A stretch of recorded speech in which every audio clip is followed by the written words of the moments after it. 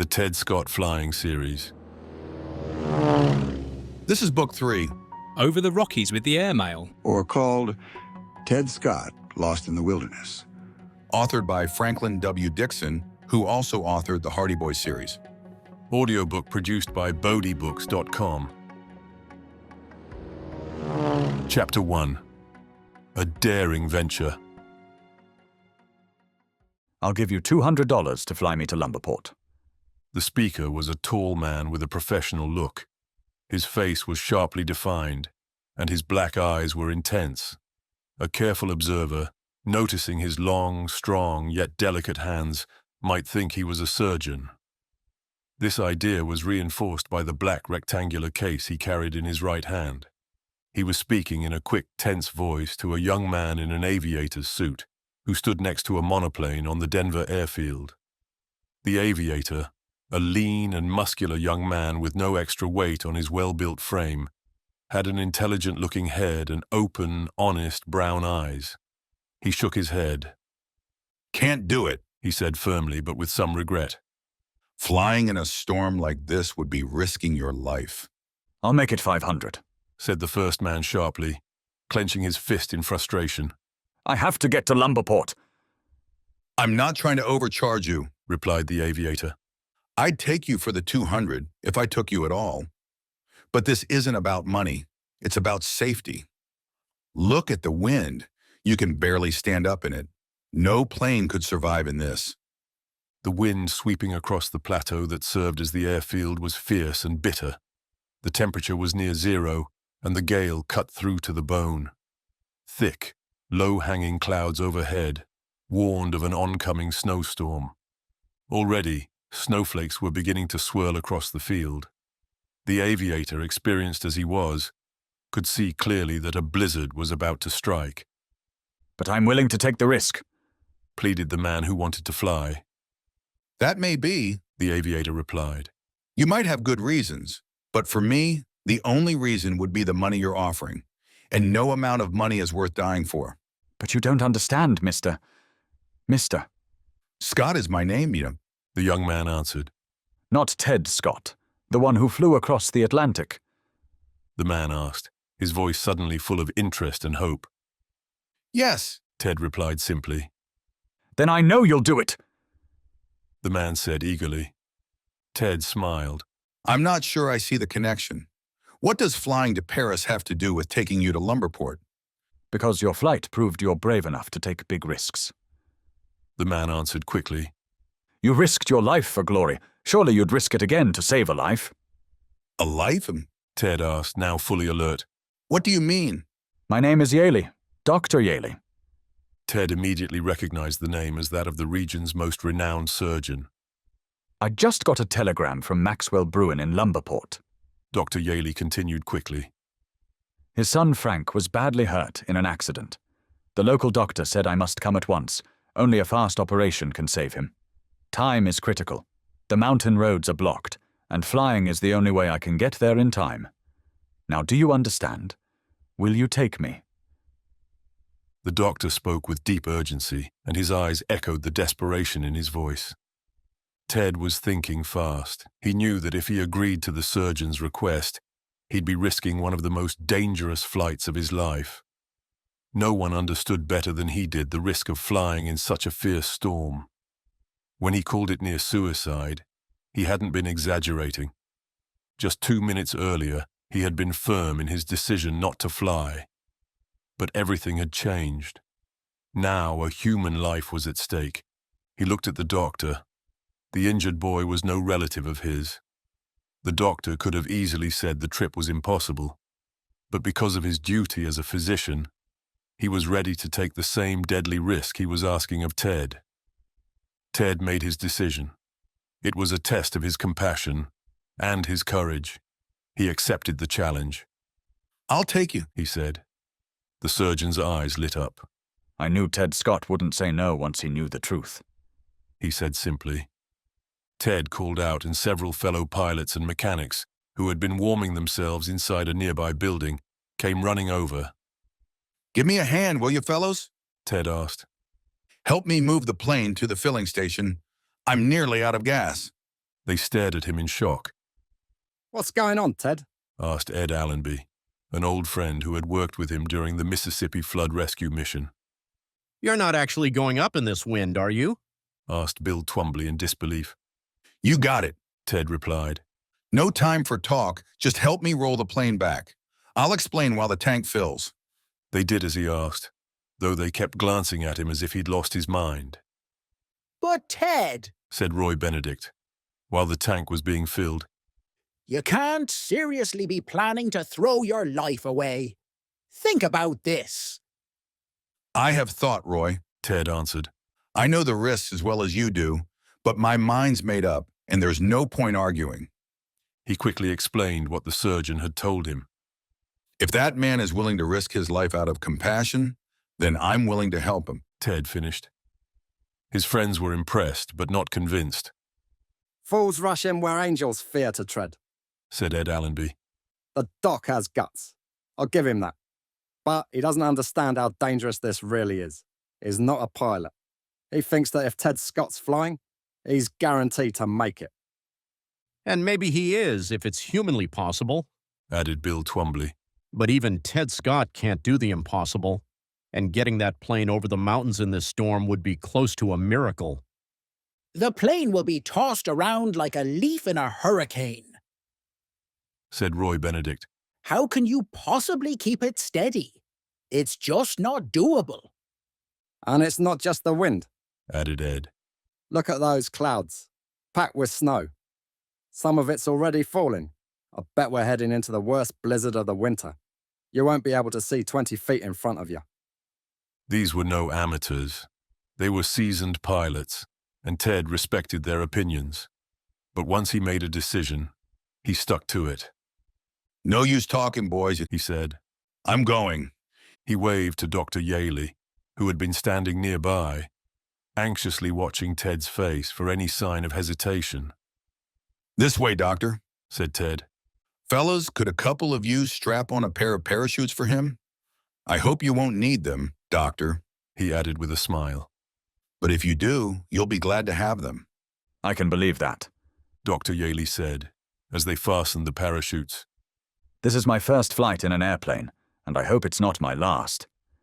You might not be so lucky. Grumbled Bill, who, seeing he couldn't change Ted's mind, tried one last time to talk the doctor out of it. You've got maybe a 1 in 100 chance. It's just too dangerous for both of you. It's hard on that boy, sure. Added Ed. But why should two people die trying to save one? And honestly, you're not likely to make it. That may be, Replied the doctor calmly. but I've made my choice. Mr. Scott is still free to say no if he wants to. I've given my word, Ted said. and I don't make a habit of breaking it. Let's get those parachutes on, guys. You're the most stubborn. Oh, what's the use? Muttered Roy in frustration. With anxious looks, Ted's loyal friends did as he asked. They strapped on the parachutes and rolled the plane to the runway. The doctor climbed into the plane, and Ted followed right after him. Goodbye, boys. Ted said, pulling his helmet tight over his head. I want you to know I'm grateful for your concern. No guy ever had better friends, but I have to try. He settled in at the controls and gave the signal. Bill Twombley started the engine, while Ed and Roy kicked away the blocks in front of the wheels. The Hapworth sped down the runway, paused for a heartbeat, as if it too sensed the danger ahead, then lifted into the stormy sky. Bill, Roy, and Ed watched with pale faces.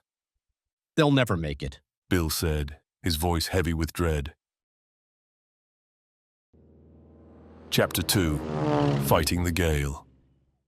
They'll never get through alive. Was Bill Twombley's grim prediction about to come true? In truth, Ted Scott had the same fear. He knew the odds were against them, but his courage was high, and he didn't regret his decision for a moment. He glanced at the man beside him. The doctor's face was pale, but his eyes were steady, and his lips didn't tremble. Ted thought that if he were to die in this wild attempt, at least he would die with a brave companion. The doctor's lips moved. He was trying to say something, but the roar of the engine drowned it out. Ted shook his head to show that talking wasn't possible, then turned all his focus to flying the plane. If the wind had been blowing in the same direction they were flying, Ted could have simply gone with it and tried to stay balanced.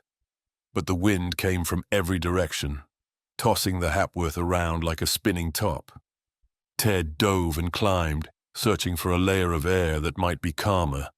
But whether he flew at 2,000 or 10,000 feet, the storm was equally fierce. He had flown through many storms before, but none like this. At every moment, he expected to hear a snap or tear that would mean part of the plane had failed in the storm's fury. Then things got worse. The snow began to fall hard and fast, creating a thick white curtain that blocked his view. A curtain? Or was it a shroud? Was Bill's prediction coming true?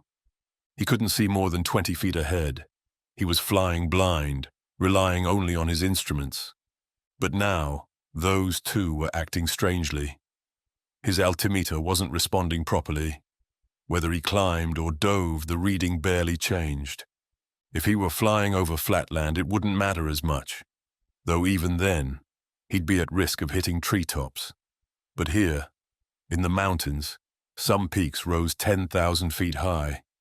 If he hit one, it would be the end. Even as that terrifying thought crossed his mind, a strong gust pushed a gap in the snowfall, and through it Ted saw, directly ahead, a huge black cliff of rock.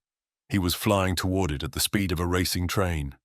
While Ted battles the storm, it's helpful for those new to the series to learn who he is and what brought him to this moment. Ted Scott knew little about his past or his parents. His earliest memories began with James and Miranda Wilson, a kind couple who had taken pity on the orphaned boy and welcomed him into their home. They treated him with kindness and made sure he went to school. But when Ted was just 10 years old, both of the Wilsons passed away within months of each other, leaving no real inheritance behind. Once again, Ted found help, this time from Eben and Charity Browning. They had no children of their own and welcomed the lonely boy into their home with open arms. To them, Ted became as dear as a son, and he loved them in return as if they were his real parents. Eben Browning owned a hotel, the Bromville House, in the town of Bromville. At one time, it was the best-known hotel in the area. Eben was a friendly, sharp-witted man with a good sense of humor and a knack for storytelling, especially popular with traveling salesmen who often stayed there. He also had many regular guests among fishermen who came to fish the trout-rich waters of the nearby Rappack River. But times changed. The DeValley Hipson Aero Corporation built a massive airplane factory in Bromville, bringing in a large workforce and turning the quiet town into a growing city. With the city's growth came new hotels, modern places that the aging Bromville house couldn't compete with.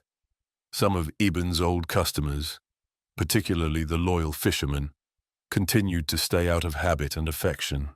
But most of the business travelers moved on to the newer hotels, looking for greater comfort and status.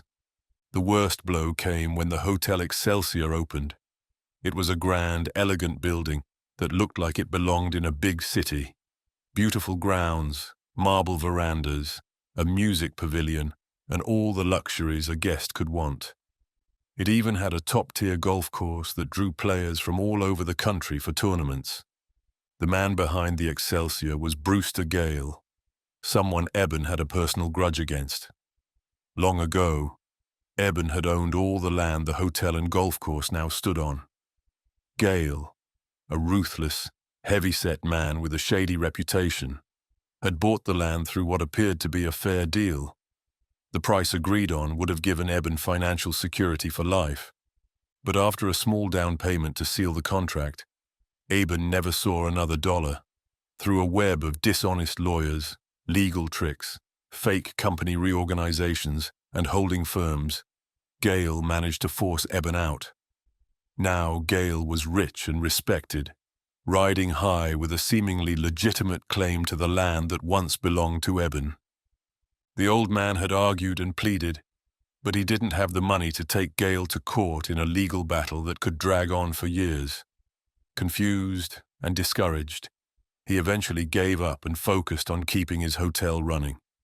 But he was fighting a losing battle and lived in constant fear of bankruptcy and being left with nothing in his old age. As Ted grew older, he did everything he could to help. Painting, fixing things, trying to keep the place presentable. Still, the hotel's business kept declining. When the aeroplant opened, Ted got a job there. Thanks to his work ethic, mechanical skill, and natural talent, he quickly rose through the ranks and began earning a good wage. Nearly all of it went to the Brownings to help keep their household going. Working closely with airplanes deepened a dream Ted had held for a long time. He wanted to fly. That desire turned into determination the day a flying circus came to town. Watching the daring airmen perform thrilled him, and from that day on, he knew that flying was his future. At this time, Ted made two important friends who helped him pursue that dream. One was Paul Monet, a Frenchman who had lived in the US for many years. Ted had saved his life the day of the flying circus, pulling him out of the path of a landing plane. The other was Walter Hapworth, a wealthy young businessman and skilled golfer. He had visited the Aero Corporation plant and was impressed by Ted's deep knowledge of aircraft. When they learned of Ted's dream to become a pilot, both men offered to pay for his flight training. Ted agreed, but only on the condition that the money would be a loan he'd repay later. He enrolled in flight school, where he quickly became one of the top students, overcoming many challenges and dangerous situations. After finishing his training, he joined the airmail service, flying nighttime routes between St. Louis and Chicago. His boldness, quick judgment, and calm under pressure soon earned him a strong reputation. At the time, newspapers were buzzing with news of a $25,000 prize offered to the first pilot to make a non-stop flight from New York to Paris. Several famous aviators had already entered, and public excitement was sky high. Ted dreamed of joining the race, but it seemed impossible. Competing would require tens of thousands of dollars for a plane and other costs. Then, Mr. Hapworth happened to stop in town on a trip from the West Coast. When he heard about Ted's dream, he offered to fund the construction of a plane and cover all other necessary expenses. Ted accepted the offer and went to San Francisco. There, in an aircraft factory owned by Mr. Hapworth, he oversaw the construction of a monoplane, which he named after his generous supporter. When the plane was completed, he jumped into the cockpit and flew to New York, where he prepared for his transatlantic journey to Paris. How Ted rose into the skies on a misty, rainy morning. How he braved fog, sleet, and storms over the rough Atlantic waters. How he finally swooped down over Paris, and the enormous celebrations that followed, both in Europe and on his return to America, where he was hailed as a national hero. All of this is told in the first book of the series, Over the Ocean to Paris, or Ted Scott's daring long-distance flight. After grand celebrations in Washington and New York, Ted returned to Bromville, where the town went wild with pride and excitement. There, he met with Mr. Hapworth and Mr. Monet to talk about his future. They also had business matters to deal with. Both had invested heavily in the golf course development and suspected that Brewster Gale, the company's treasurer, was involved in dishonest dealings. Their concerns grew when Ted told them how Gale had swindled Eben Browning out of his land. Mr. Hapworth immediately told his lawyers, who were already looking into the golf course case, to dig deeper into the Browning situation. The lawyers reported that Gale's dealings with Eben were riddled with fraud and false testimony. All they needed was one key witness and a couple of missing documents to make a solid legal case against him. But Ted's actions had earned him Gale's hatred. Gale's two sons, Gregory and Duckworth, known as Greg and Duck, picked up their father's grudge and made themselves Ted's enemies as well. While leading a flying circus tour to raise money for the Bromville Hospital, Ted met an old resident of the town who gave him a valuable lead about the missing witness in the Gale case. The clue was vague, It only suggested that the man now lived in Arkansas. But that was still better than the wide-open search across the entire South. At that time, the Mississippi River was flooding, creating one of the worst disasters in its history. Ted volunteered with the Red Cross as an aviator and was assigned to the Arkansas region. What bravery Ted showed battling the raging floodwaters, how he risked his life to save others, the thrilling adventures that unfolded during his mission, how he flew to rescue 2 aviators trapped in a burning plane high above the ground, how he found Major Claiborne, the witness missing from the Gale case. All of this is told in the previous book of the series, Rescued in the Clouds, or Ted Scott, Hero of the Air. After returning from the flood zone, Ted's thoughts turned again to his first love. Flying in the airmail service, he saw huge potential in both mail and commercial air transport, which he believed was about to explode in growth. To gain real-world experience and deepen his skills, he took the most dangerous route in the whole system, the one that crossed the Rocky Mountains. Ted loved adventure, but even more, he was determined to master his craft. A man who could fly safely over the Rockies, with all their hazards, could be considered a true expert in aviation. Now, back to the present. Ted was staring into the snowstorm, eyes strained, as the dark mass of a mountain loomed ahead. He knew instantly that he didn't have enough altitude to clear the towering peak. If he hit it, the plane, the doctor, and he himself would be crushed in an instant. He looked quickly to both sides. To the left, the rock wall stretched endlessly. No escape there. To the right, he spotted a narrow gap where the mountain dropped off sharply. But the space was tight. Just beyond it, another cliff rose up again. Could he get through? He had to. Silently praying, Ted veered the plane to the right. The aircraft shot through the narrow gorge like an arrow, the wingtip brushing the rocky edge. The doctor gasped, but said nothing more. Ted sat like stone at the controls, hands steady, making the slightest adjustments as he guided the plane through the tight pass. Then, as the gap widened briefly, he tilted the nose up and climbed higher into the stormy sky. Higher and higher Ted climbed until he was sure he had cleared the mountaintop. For a brief moment, he allowed himself to relax. It had been an extreme test of both nerve and skill, but he had passed. The strain had been so intense that even in the freezing cold his body was soaked with sweat. That narrow pass could have ended in disaster 99 times out of 100. His had been the 100th, the one time it worked. He wondered if kind old Charity Browning had been praying for him just then. He believed she had. But there was no time to reflect on what he had just escaped. The danger wasn't over.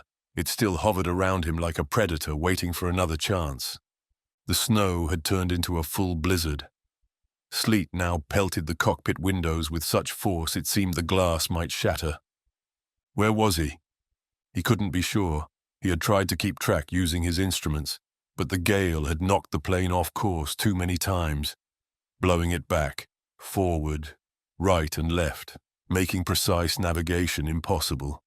He could only guess based on an average of time, speed, and the best readings he could still trust. In good weather, he wouldn't need instruments at all. The landmarks below were well known to him and would have guided him easily to his destination. But now, everything familiar was hidden behind the snow. Still, judging from his instruments and his instinctive sense of distance, honed from long hours in the air, Ted believed he was near his goal, but reaching it was only part of the challenge. How and where could he land? He couldn't see the ground. If he tried to descend for a closer look, he risked hitting trees or worse. Suddenly, a strange sound caught his attention. He tapped the gas tank. His heart sank. It was nearly empty. Chapter 3. A Forced Landing. The truth hit Ted Scott like a bolt of lightning. His friends back at the airfield had been so focused on convincing him not to fly that they had rushed the job of refueling, They had shut off the gas too soon. Now, his tank was nearly dry. Ted's face turned pale as he realized the full danger. He no longer had the option to choose a landing site. He had to bring the plane down, immediately. He tapped the gas tank again to judge how much fuel remained. At most, he had 5 minutes of flying time left. He tilted the nose of the Hapworth downward. Where was he headed? Toward a mountain gorge, a forest, or flat ground? He had no way of knowing. If it was a gorge, they were probably done for. If it was a forest, the plane would likely be wrecked, and he and the doctor badly hurt, if they survived. If it was open land, there was a chance they might get out unharmed. But either way, the landing would be extremely risky, with the odds against them. A cluster of tall trees appeared suddenly in front of them. With a swift touch on the controls, Ted barely cleared their tops. But he noticed something promising. The trees were upright and evenly spaced. That meant they were likely growing on level ground. It gave him a flicker of hope. Then, as if nature offered one last lifeline, a strong gust tore the snow aside just enough for Ted to spot what looked like a meadow below, dotted with haystacks. Navigating between them would take almost superhuman skill. But at least they weren't solid rock. They might cushion the impact. Taking a deep breath, Ted brought the plane into a long, controlled spiral descent. He touched down, gliding over the snow at the slowest speed he dared. Snow flew everywhere in thick bursts, blinding him to what lay ahead. Then came a sudden jarring impact as the plane rammed into a haystack, sending up a storm of hay and snow that completely buried the aircraft. The Hapworth stood trembling in place, half submerged in the mound, while Ted and the doctor sat inside, stunned, trying to gather their senses. Ted unbuckled his harness and then helped the doctor do the same. In moments, they pushed their way out of the smothering hay and into the open air. They took deep breaths and looked at each other. Some wild ride? Ted said with a grin. But at least we're on the ground. Not a second too soon either. We were nearly out of gas. I had just about said my last goodbye, said Dr. Yaley. If you'd been anyone else but Ted Scott, they'd be planning my funeral right now. But do you have any idea where we are? Not the slightest, Ted admitted. But let's hope we're close to Lumberport. First thing we need to do is find the owner of this field. How? Asked the doctor, glancing around into the thick snow. The house could be in any direction. True enough, Ted agreed. But that looks like a fence over there. Let's follow it and see where it leads. They trudged through the snow, using the fence as a guide, until they reached a gate. Just beyond it, a large building loomed through the snowfall. A barn! Ted exclaimed. Looks like we guessed right. The house must be close by. A moment later they saw it. A solid-looking farmhouse, snow piled high on the roof and drifting up nearly to the second-story windows. They made their way to the kitchen door and knocked. A matronly woman opened it and stared at the strange sight before her. 2 men in aviator suits, parachutes strapped to their backs. Well, for the land's sake, she exclaimed. I don't blame you for being surprised, Ted said, flashing a smile. We had to make an emergency landing in one of your fields. We were headed for Lumberport. Are we close? This is Lumberport, she replied. At least that's where our mail comes from. But come on in and warm up. You must be frozen. They stepped gratefully into the warm kitchen, stretching their frozen hands toward the fire. Opa, the woman called. A moment later, a friendly-looking middle-aged man entered from the next room. Ted and the doctor quickly explained their situation. Maxwell Bruin, said the farmer, whose name was Wilburton. Sure. He lives just up the road, maybe half a mile from here. Got the biggest place in the county. Yeah, I heard about young Frank's accident, and that they were expecting a doctor from Denver. You folks just sit tight, and I'll hitch up a team and get you there. Roads are rough, but we'll manage. He called his hired man, and before long, they had a sleigh ready. You're coming too, of course, said the doctor to Ted as he climbed in. I don't think so, not just yet, Ted replied. I need to check on the plane. I'm afraid we really tore into that haystack, he added with a sheepish smile. Hey, that's no trouble at all, said Mr. Wilburton. I'm just glad you're alive. Judd, he called to his helper. Go with Mr. Scott and help him dig out the plane and get it into the barn. And you, he added to Ted, are welcome to stay with us as long as you like. That's very kind of you, Ted said gratefully. I'll need to get more fuel, and I'm not going anywhere until this storm clears up. The doctor and the farmer set off slowly through the deep snow. I'll go out and take care of the plane now, Ted said to Mrs. Wilburton. You'll do no such thing. She said firmly.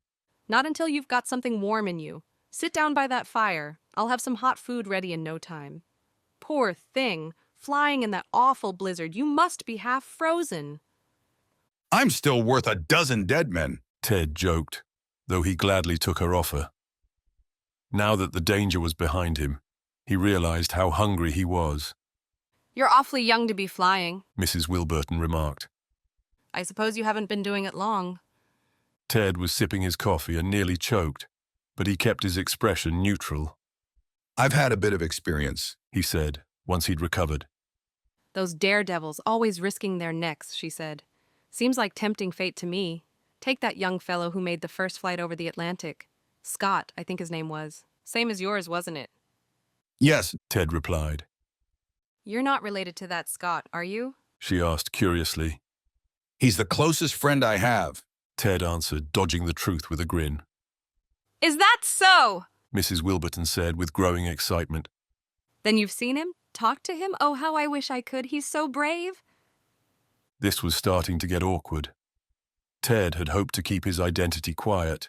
He was weary of constant attention and praise, but he realized that Dr. Yaley would almost certainly tell Mr. Wilburton who had flown him in, and the farmer would come home eager to share the news. The truth is, Mrs. Wilburton, Ted said. I'm Ted Scott. Her eyes grew wide with amazement, round as full moons. Chapter 4. Snowbound. Ted Scott, the man the president decorated? The one the whole country went wild over. And here in my house, I must be dreaming. Just wait till I tell Pa. He'll be the proudest man in the whole county, exclaimed Mrs. Wilburton. He probably knows already, Ted replied. Dr. Yaley recognized me. And you've shaken hands with kings, she added, full of wonder. Yeah, Ted said with a smile. But I've noticed that their hands were pretty much like everyone else's, 5 fingers each. I declare, it's a shame to keep you here all to ourselves, she went on, glowing with excitement. I should call the mayor. The whole town will want to meet you. They'd throw a big reception. No, please don't, Ted said quickly, alarmed. I'll only be here long enough to get fuel and wait out the storm. But they'll never forgive me if I don't tell them, she said, torn. Just say I had to leave and I sent everyone my best wishes, Ted replied kindly. So Mrs. Wilburton gave in, though perhaps secretly she wasn't too upset. After all, she now had a one-of-a-kind story to tell at the next women's club meeting. Now, if you don't mind, I'll go check on my plane, Ted said. With Judd, the hired man, Ted trudged back through the snow, to where the Hapworth lay. He approached the plane with a touch of dread, worried about what damage he might find. But once they cleared away the hay and snow, he was relieved to see the plane was nearly untouched. Only minor issues, nothing that would keep it from flying. Once again, the Hapworth had proven its strength and the quality of its construction. Fortunately, most of the speed had been lost before impact, and the soft hay had cushioned the blow. Feeling far better, Ted and Judd wheeled the Hapworth over to the barn and settled it inside with care. Think I can find a place in town to get gasoline, Judd? Ted asked as they hunched their shoulders against the sleet and headed back to the farmhouse. Sure, Judd replied. There's Bixby's place not more than a quarter mile from here. Soon as Mr. Wilburton gets back, I'll take the team and go fetch some for you. Oh, I wouldn't ask anyone to go out in this storm, Ted said. I don't mind, Judd answered quickly. He had overheard Ted's conversation with Mrs. Wilburton and was just as eager as she was to spread the news.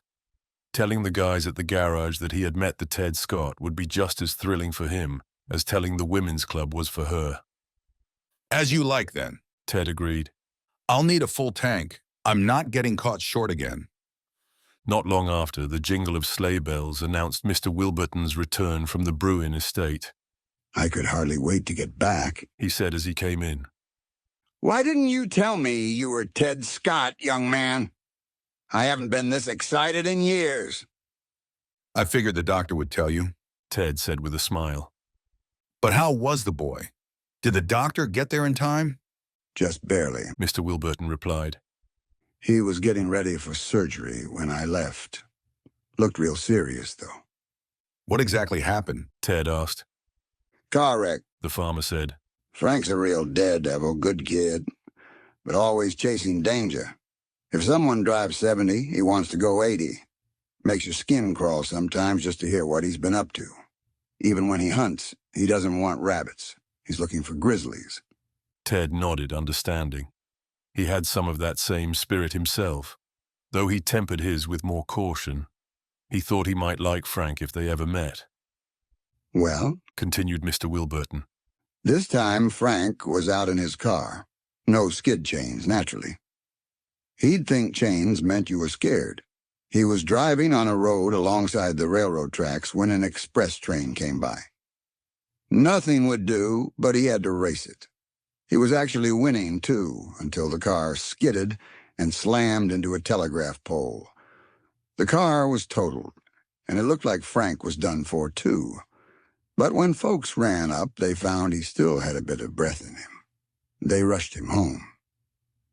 His poor father's nearly out of his mind, added Mrs. Wilburton. Frank's his only boy, the light of his life. Bessie will be heartbroken, too, murmured Mr. Wilburton. She was mighty fond. He stopped at a warning glance from his wife. Who's Bessie? Ted asked. Frank's sister? No, replied Mr. Wilburton a bit awkwardly. Bessie's our daughter. She's been staying with a friend in the next town. Probably hasn't heard about the accident yet. We're expecting her home today, unless the storm keeps her. You see? Added Mrs. Wilburton. Bessie and Frank have been friends since they were little. Naturally, she'll be upset to hear about the accident, just like any close friend would be. Of course, Ted agreed. I told Mr. Bruin we'd call this evening to see how the surgery went, Mr. Wilburton said. By the way, Mr. Scott, he wanted me to tell you how thankful he is. Said what you did was magnificent, and he'd never forget it.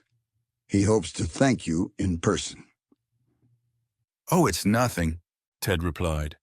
The important thing is that the doctor got there. I just hope it wasn't too late. If anyone can save the boy, he can, said Mr. Wilburton. They say there's no better surgeon anywhere. And just then, Mrs. Wilburton's face lit up. I believe that's Bessie now, she exclaimed. Before she could reach the door, it swung open, and in came a cheerful young woman, her cheeks rosy and her eyes bright from the cold. Hello, everybody, she called out, giving her father a hug and kissing her mother on the cheek. Here I am. You thought the storm would stop me, didn't you? Well, I wasn't about to let, She suddenly noticed Ted and stopped in surprise as he rose to his feet. Oh, I didn't know you had company, she said. And such company, said her mother proudly. What would you say, Bessie, if I told you this was Mr. Scott, the Ted Scott who flew over the Atlantic? No, Bessie gasped. Oh, Mr. Scott, I'm thrilled to meet you. I never thought I'd have that chance. The pleasure is mine, Ted replied warmly, taking her extended hand. But how did you get here? She asked, eyes wide. And in this storm? She was strikingly pretty, her excitement making her even more radiant. Her features were fine and regular, her complexion a warm blend of peach and olive, and her hazel eyes sparkled with life and intelligence. Well, Ted answered, sensing he shouldn't mention the emergency flight. I ran out of gas and had to land somewhere, and that somewhere happened to be your father's field. It's a long story, said Mrs. Wilburton quickly. You'll have plenty of time to hear it later. Come upstairs now and take off your things. The young girl followed her mother upstairs, but not without giving her a curious glance, as though she sensed something serious behind her mother's gentle urgency. Mrs. Wilburton returned a short while later, but Bessie didn't come down. In fact, she didn't rejoin the others until it was time for supper. One look told Ted she was no longer the bright, cheerful girl who had burst through the door earlier. Her eyes were red and puffy from crying, and though she had tried to wash away the signs, the sadness still showed.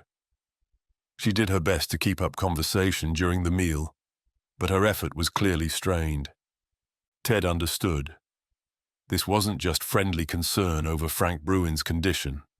He recalled the awkward pause in Mr. Wilburton's words earlier, and the warning look Mrs. Wilburton had given him.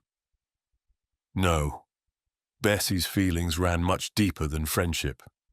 Ted realized he had caught a glimpse of a romance, and he earnestly hoped it wouldn't end in sorrow. No one mentioned Frank during the meal. Instead, they asked Ted about his past adventures, and he did his best to keep things light and cheerful.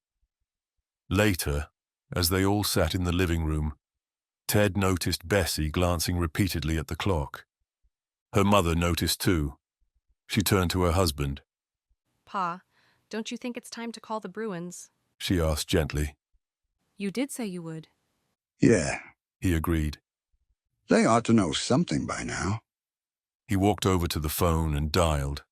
Bessie caught her breath, trying not to show how tense she was. Her mother reached out and placed a comforting hand over hers. Quietly, Ted slipped into the dining room. This was something private. He heard Mr. Wilburton's voice.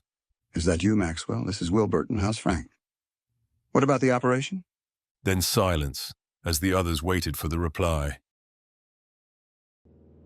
Chapter 5. A Kindred Spirit. Ted Scott listened closely, waiting for the verdict that meant so much to the family around him. Good. Came Mr. Wilburton's cheerful voice. Tell him I was asking about him. He turned to his wife and daughter.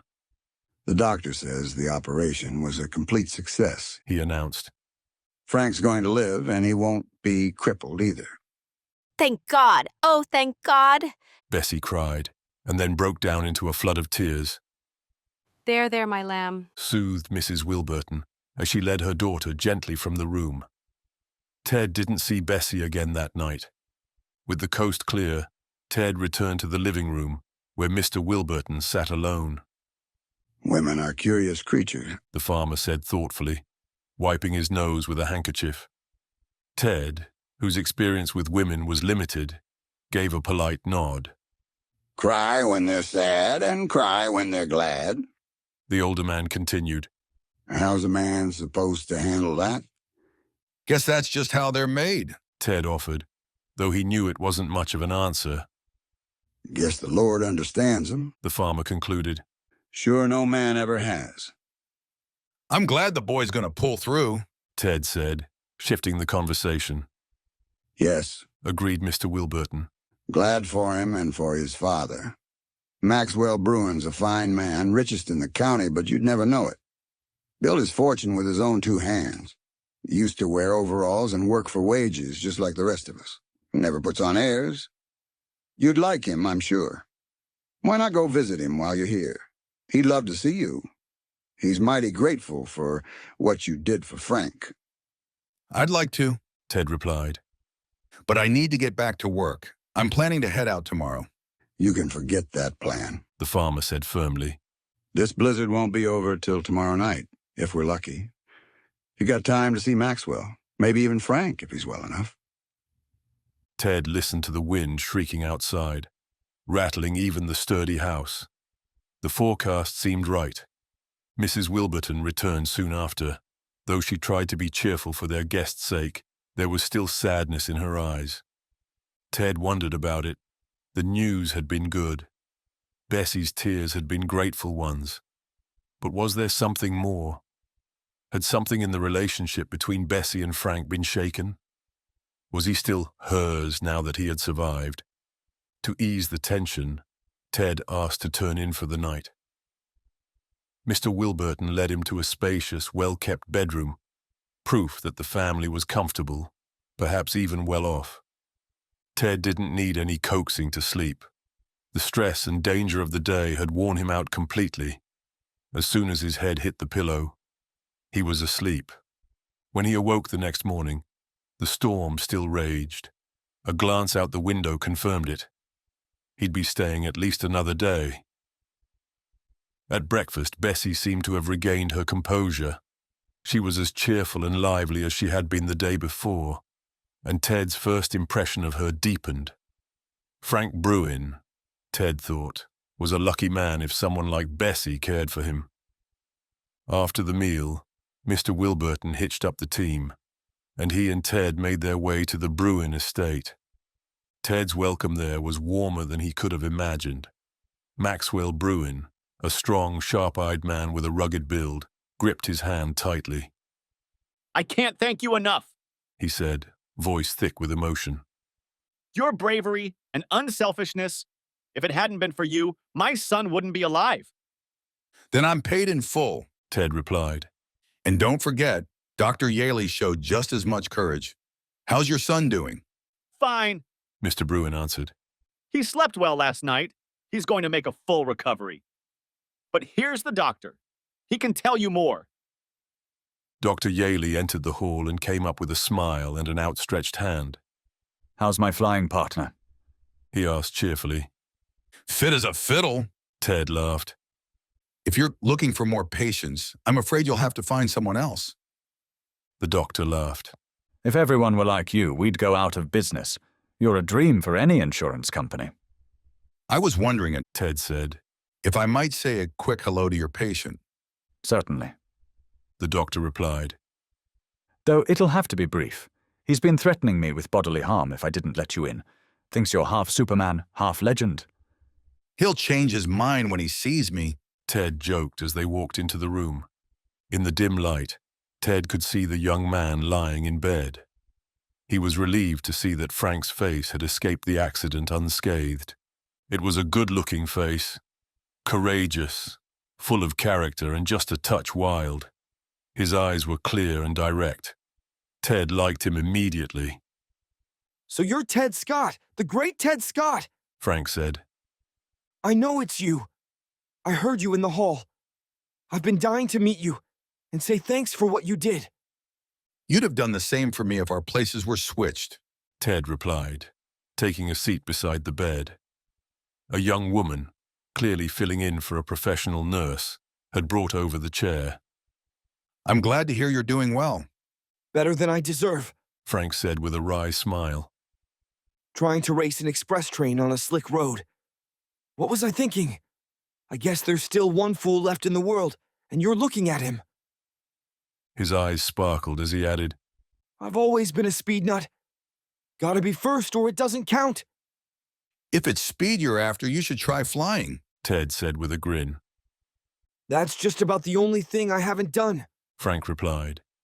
"But ever since I read about your flight across the Atlantic, I've wanted to learn. Must be incredible. But my dad, he shut that idea down hard. Said I'd be better off shooting myself. I told him I didn't have any brains to shoot. He said maybe that was true." They both laughed, and for a few moments, it felt like they had known each other much longer. Frank eagerly questioned Ted about his Paris flight and his experiences during the flood. Ted shared stories until he realized it was time to go. "Don't leave yet," Frank pleaded as Ted pushed his chair back. I have to, Ted replied. Or the doctor might come after me, but I hope we meet again soon. "You're staying with the Wilburtons, right?" Frank asked, trying to sound casual. Yeah, said Ted. We came down in one of their fields. They've been incredibly kind to me. "They're good people," Frank murmured. They were really upset about your accident, Ted continued. "You mean Mr. and Mrs. Wilburton?" Frank asked, a hint of something more in his voice. Sure them, Ted replied, glancing sideways at Frank. But I was especially thinking of their daughter, Bessie. She was crying like her heart would break, and when she heard over the phone that you'd live, she was almost beside herself with happiness. "Is that true?" Frank asked eagerly, his reaction drawing a frown from the nurse. Absolutely, Ted replied. though it's a shame to see such beautiful eyes red from crying. She's a remarkable girl, but now I really must go. Get well fast. With that, Ted left, feeling pleased with himself. He didn't know how much he'd helped repair what might have been a broken romance, but he'd at least tried. Mr. Bruin thanked him warmly again, before Ted and Mr. Wilburton headed back. At the farmhouse, both Bessie and her mother were thrilled to hear the good news. Ted tried to think of a way to let Bessie know just how much Frank had reacted to hearing about her concern, but couldn't quite find the words. Remembering Mr. Wilburton's comment about women being curious creatures, he decided maybe it was best to leave things be. Later that afternoon, the storm began to die down, but it was too late for Ted to consider flying out that day. Fortunately, Judd had gotten enough fuel, and the Hapworth's tank was full again. The only thing bothering Ted now was how he'd find a clear space to take off in all the deep snow, but he needn't have worried. By now, the news that Ted Scott was staying at the Wilburtons had spread across town. Despite the terrible roads, a surprising number of people found a way to get to the farmhouse. The house was packed all afternoon and into the night. Once word got out that Ted Scott needed a runway to take off, people from all over the area came to help. Men and boys alike were proud to assist their hero. It would give them something to brag about for years. By early the next morning, the first wave of volunteers arrived, soon followed by a steady stream of others, armed with snowplows and shovels. A level field nearby was chosen, and by noon, a hard, flat runway nearly 500 yards long was cleared. The Hapworth was brought out of the barn and rolled onto the newly made path. Ted gave it a thorough inspection and was satisfied that everything was working perfectly. He shook hands with the Wilburtons, warmly thanked them for their kindness, and climbed into the cockpit. The motor roared to life, the blocks were pulled away, and the Hapworth sped down the runway. Twice Ted tried to lift off, but the slick snow gave the wheels less grip than grass would have. On the third try, the plane rose into the air, its silvery frame sparkling in the bright winter sun. A cheer went up from the crowd. Nearly the entire town had gathered to watch. To show his appreciation, and for the sheer joy of it, Ted treated them to a dazzling aerial show. Barrel rolls, falling leaf dives, Immelman turns, side slips, tail spins, nose dives. Maneuver after maneuver left the crowd stunned and cheering. Then Ted circled the town twice before turning the plane toward his home base. The stunts hadn't just thrilled the onlookers. They'd lifted Ted's own spirits. He felt exhilarated, like a young colt let loose to run free. Life smiled on him. Just past 20, he had already achieved fame and admiration, becoming a national hero. He was bursting with energy, full of hope, and the road ahead seemed wide and shining. Life was sweet. Only one shadow lingered over Ted Scott's joy, that recurring ache from not knowing who his parents were. He had no idea of their names, where they had lived, or even whether they were still alive. Sometimes, lying awake at night, the mystery would torment him. Other young men had family stories and roots. Ted had none. His ties were all by circumstance, not blood. He had no memory of a mother's hug or a father's encouraging hand on his shoulder. A vague sense of being robbed would creep over him. Eben and Charity Browning had filled that gap as best they could, and Ted loved them deeply, but they weren't his flesh and blood. And no matter how dear someone is, can they ever truly take a parent's place? Still, Ted shook off the gloomy thoughts and focused on the flight before him. Like a homing pigeon, he flew straight for his destination. The motor hummed smoothly, and this time, no blizzard clouded his view or shook his resolve. The air was crystal clear, and from a long way off, he could make out the landmarks pointing to the flying field. He swooped in and landed perfectly. In moments, he was surrounded by fellow airmen, all excited to see him. They recognized the gleaming silver plane, and now they were nearly shaking his hand off in welcome. Easy, boys, Ted laughed. I still need that hand to fly. Back from the dead, Bill Twombly shouted. Is it really Ted Scott or his ghost? Roy Benedict joked. Let's see that lucky charm you carry. Ed Allenby added. Gentlemen, Ted grinned. you can see for yourselves. I've got nothing up my sleeve. But honestly, it's great to see you all again. There were times I thought I wouldn't, and since Bill here wrote me off for dead, I figured I'd better come back and prove him wrong. Bill playfully swung at Ted, who ducked with a grin. After putting the Hapworth safely in its hangar, they all spent the next hour going over every detail of Ted's incredible flight. What's this I hear about you taking a vacation? Roy Benedict asked. He'd mentioned you were talking about it.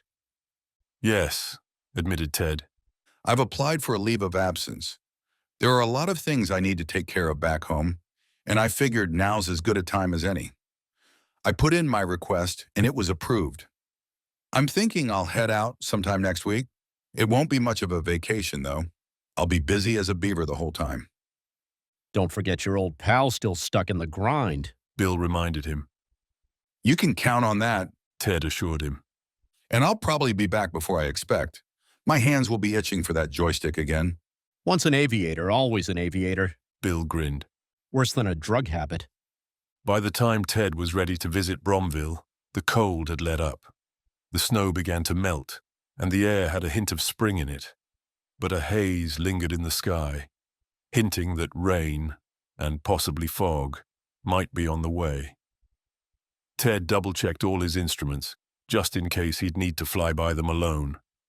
He said a warm goodbye to his fellow pilots, and took off just after noon. The haze hadn't thickened yet, so flying was smooth at first. But as evening fell, the mist deepened until, by full dark, the ground below disappeared completely from view. Even the lights of towns he passed over didn't shine through the fog. He was flying over rugged terrain when the sky suddenly opened and rain came down in sheets. Then, thunder and lightning followed, rare for the season, but violent nonetheless. And then, without warning, a blast of icy air slammed into the back of Ted's neck. An instant later, the Hapworth was thrown forward violently, like it had been struck by a giant's fist. Chapter 6. The Grip of the Tempest. Ted Scott was almost stunned by the sudden violent blow from behind, but as another jolt followed quickly, he grabbed the controls and steadied the plane, which was bucking like a frightened horse. Thick, wet clouds rushed in, wrapping around the plane like a shroud. The wind turned into a raging cyclone.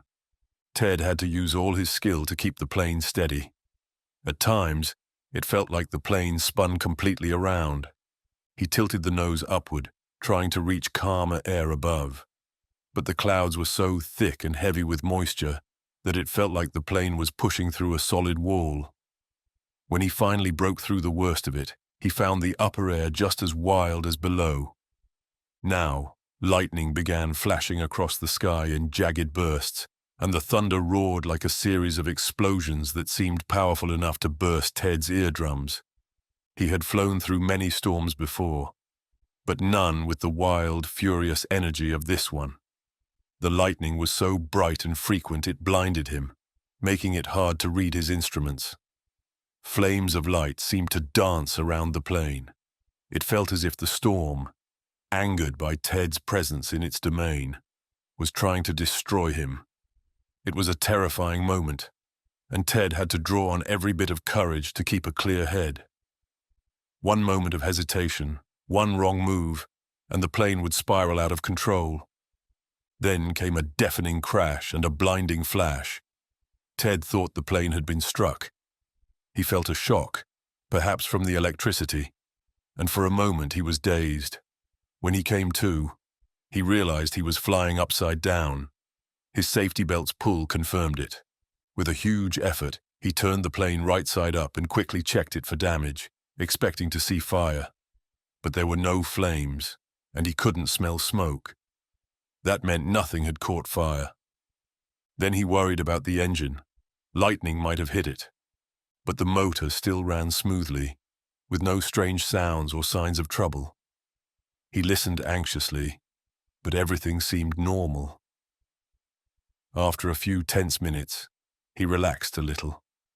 Those minutes had felt like an eternity. Then, just as suddenly as it began, the storm faded. The rain turned to a light drizzle, then stopped. Flashes of lightning still lit the sky now and then, but they were far off, and the thunder was fading into the distance. Then the clouds broke apart, and through the gaps the moon and stars shone brightly. The storm had passed. Ted let out a deep breath of relief and wiped the sweat from his forehead. He had been under terrible pressure, and there were moments when he thought his life wasn't worth a cent. Truly, the cockpit of an airplane was no place for the faint-hearted. In that world, only the strongest survived. All through the night, Ted flew on. By noon the next day, he was circling over the airfield at Bromville. Never had his hometown looked so good. It was a joy to see the familiar faces pouring out of the aero plant to greet him. Good old Mark Lawson, Breck Lewis, Jack Forrest, and Big Bill Ellison, the foreman, along with many others. Their welcome was loud and cheerful. They clapped him on the back and shook him until he laughed. About time you got back, shouted Bill, his red face beaming like a full moon. Where have you been hiding? Doesn't feel like the same town without you, said Mark. You put Bromville on the map, then disappeared, joked Breck. Explain yourself. Bet he's been up in Washington telling the government how to run the air service, teased Jack. Nothing like that. Ted laughed, touched by their welcome. I've just been learning how to fly over the Rockies, and believe me, it's no easy task. You learning? Scoffed Mark. As if there's anything about flying you don't already know. Plenty, Ted replied. I'm just a beginner compared to how much there is to learn. A pretty strong beginner, grinned Breck. I'd like to take him in until he finds his way around, laughed Jack. Ted hated to leave them, but eventually managed to slip away and head home. Or at least he tried. Nearly everyone he passed stopped him to shake his hand.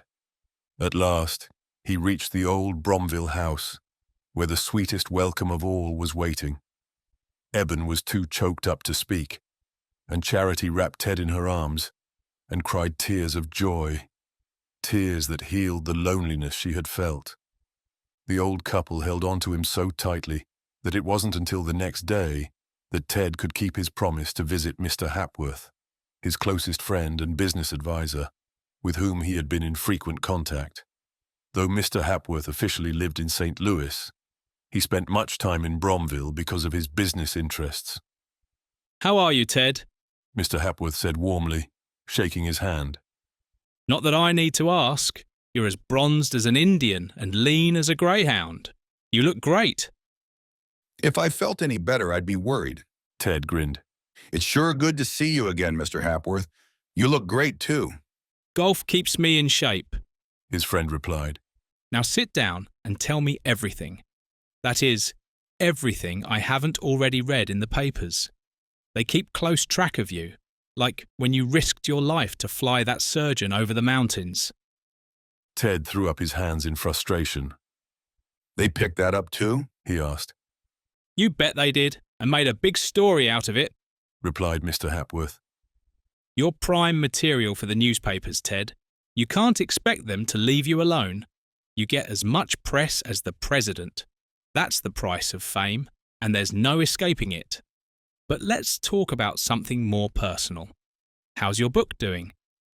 He meant the book Ted had written about his Atlantic flight, which had been published while Ted was in the South helping flood victims. Fine, said Ted. They've had to print several editions, and the publisher says they can't keep up with the demand. That's great news, commented Mr. Hapworth. It sure is, agreed Ted. And those royalty checks don't look bad either. Funny thing is, back when my foster parents were in real need, all I had to offer were my wages. Now that I could give them so much more, they don't need it. They're doing well since Gale was forced to pay for the land he stole from them. Speaking of which, how are our friends the Gales? Still as bitter as ever, said Mr. Hapworth with a smile. Gale walks around acting important, but it's all for show. That lawsuit, or what would have been a lawsuit if he hadn't backed down, really hurt his pride and hit his wallet. He's probably still wealthy, but nowhere near what he was when he had all that stolen property. And he sure hates you for bringing him down. I think he'd gladly see you thrown into boiling oil. Ted laughed. No doubt about that, he said. And I suppose his dear sons, Greg and Duck, aren't fans of mine either. They're the shame of the town, said Mr. Hapworth. Drunk most of the time and always involved in trouble. They're a mess, both of them. Keep it up, and the townspeople will chase them out of Bromville one of these days. I think that day's coming, said Ted. They've been heading toward it for a while. Now tell me about your current work, said Mr. Hapworth. I was out of town when you left for the Rockies, and I didn't quite catch your plan. What exactly are you doing? It's like this, Ted explained. I felt I needed that kind of experience to round out my education as a flyer. Most of my earlier work in the air service was over flatland, like that Chicago to St. Louis route. It was all once prairie, and conditions didn't change much. After a while, that kind of flying became routine. But flying in the mountains is a whole different game. The air currents shift without warning. The valleys act like funnels, and the wind tears through them like water through a chute. If you're not alert, you hit a gust or an air pocket that can flip you over. Then there are the peaks, testing your skill to fly over or around them. If you can handle mountain flying, you've really mastered the craft. The difference between mountain flying and flat flying is like college versus kindergarten. And you weren't satisfied until you had a college degree, said Mr. Hapworth with a grin. Something like that, Ted admitted. I wanted to learn everything there is to know about flying under every kind of condition, and there's only one way to do that, by actually doing it. I think you're right, said Mr. Hapworth. And once you've got that experience, what's next? Then I'll be ready to teach others, Ted said without hesitation. We've talked about starting a flying school. I still think that's a good idea. Or if I get into plane manufacturing, what I'm learning in the Rockies will help there too. I already have ideas about the kind of aircraft best suited for mountain work, and I'd be able to design with that in mind. I see what you mean, said Mr. Hapworth. Sounds like a smart move, especially now that the airmail service is about to grow in a big way. I read that the government is planning to exit the airmail business and lease the routes to private companies. That's right, said Ted. And it's a good thing too. Government operations are wrapped in too much red tape. It slows everything down. Look at what happened when the government tried to run the railroads. Maybe it made sense during the war, but there's no excuse for it now. Private companies can do a better, faster job. Maybe one day you'll buy a route of your own? Suggested Mr. Hapworth. I won't say I haven't thought about it, said Ted. And if I ever do run something like that, I don't want a single employee who knows more about flying than I do. You can be sure that won't happen, smiled Mr. Hapworth. You're on the right path, Ted. The man who knows his business from top to bottom is the one who wins. For the next couple of days, Ted stayed busy catching up on his mail and mostly stayed at home. Still, he made time each day to take Mr. Hapworth for a flight. It was his way of staying sharp. You'd think he was training for a sports competition the way he kept himself in shape. On the second afternoon, while returning from a flight, Ted was about 12 miles from Bromville when he noticed his engine sputtering. Looking around, he spotted a flat meadow that looked good for a landing.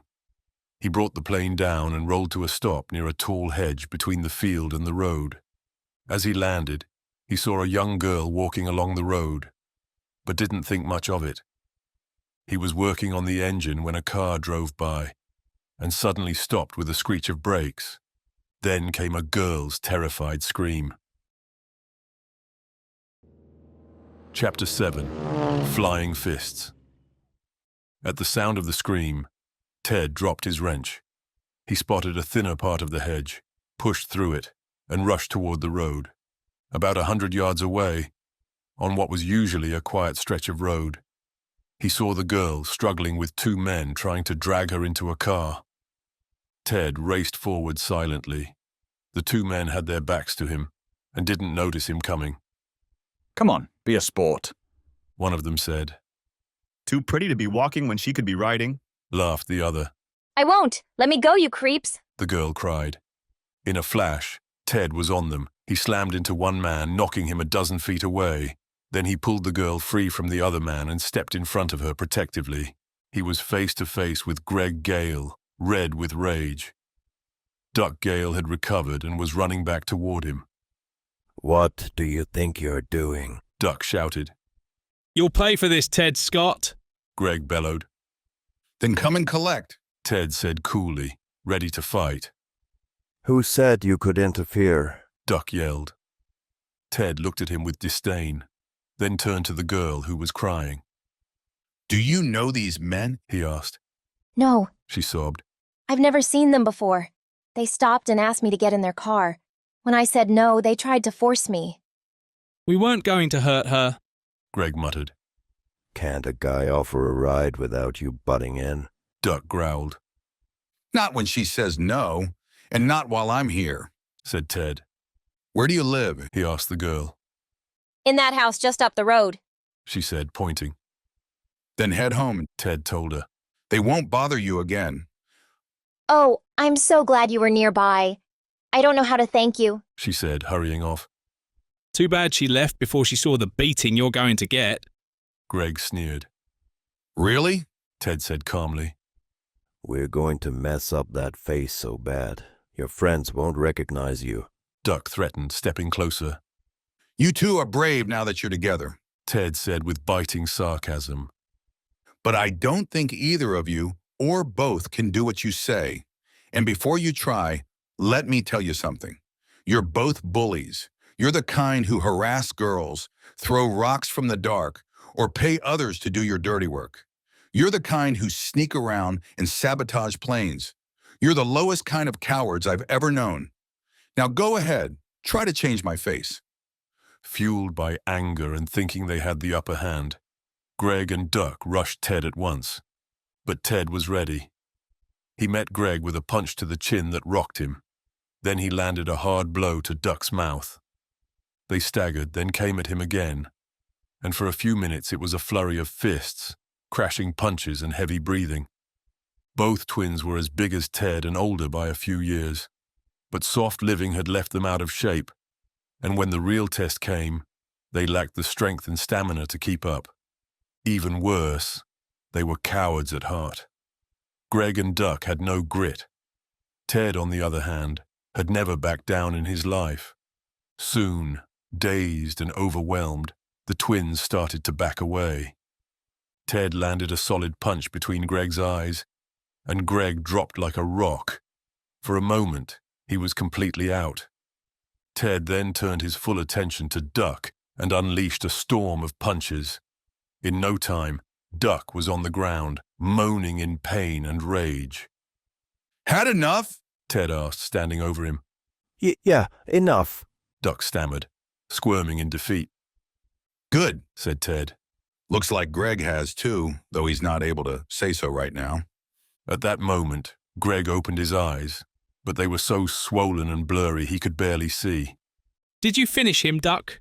Greg mumbled. No, Ted replied with a laugh, as Duck stayed silent. He's waiting for you to do that. You up for it? Greg looked around, saw Duck slumped on the ground, and realized what had happened. He burst out in a stream of curses, but Ted only smiled. Less talking, more doing, said Ted calmly. I'm still here. Happy to give you another round if you want it. You've got the upper hand now, Greg muttered. But every dog has his day. Ours will come. Even yellow dogs, I suppose, Ted said. Now anything else either of you want to say? Speak quickly. This is my busy day. You'll hear from us again, Greg growled. And you'll wish you'd never been born, Duck added. I notice you're saying all that while still sitting on the ground, Ted pointed out. Smart move. I can't hit you when you're down. Maybe try standing and saying it again. He waited, but neither twin moved. Don't want to? That's fine, said Ted. I'll be going now. Thanks for the entertainment. And next time you try to force a girl into a car, make sure no one's around. Lucky for her, I had to land to fix my plane. I'll head back now and check if anyone tampered with it while I was away. You can drop that nonsense about the strut, Greg snapped. We didn't touch it. No, said Ted. Maybe I've been wrong about you two. Maybe you didn't do it, or didn't hire someone else to do it. Maybe you weren't watching at the flying circus, waiting for my plane to fall apart in midair. Didn't look disappointed when I landed safely. And that rock that almost hit me in the dark, Ted continued, referring to another incident. No idea about that either, right? Looks like I've misjudged you. I thought you were sneaky jackals. Turns out you're just harmless little lambs. The Gale twins said nothing, but their eyes burned with hatred. Ted calmly turned and walked away down the road. As soon as his back was turned, Greg and Duck sprang to their feet and rushed to their car. They jumped in, and Greg slammed the gear into place. The engine roared as he floored the accelerator. Ted had walked about 50 yards when he suddenly felt something was wrong and turned around. The car was speeding straight toward him like a train on tracks. He quickly stepped to the side of the road. The car veered sharply in his direction. Ted dashed across to the other side. Again, the car swerved to follow him. There was no doubt now. They were trying to run him down. Chapter 8. The Pursuing Car. Cold sweat broke out on Ted Scott as he realized the enraged twins were trying to kill him. He quickly looked to both sides of the road. On one side stood the tall hedge, too high to leap over, and if he tried to force his way through, the car would hit him before he got far.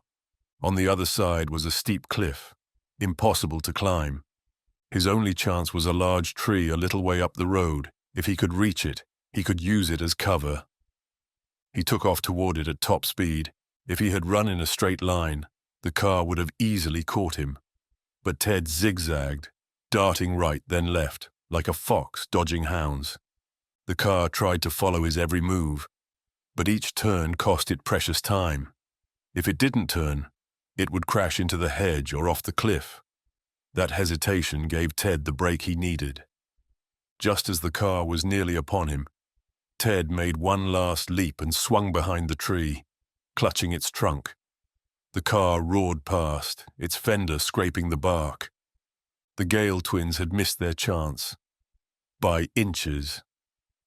As the car sped away, Ted saw Duck shaking his fist and yelling something, though he couldn't hear the words. But he didn't need to.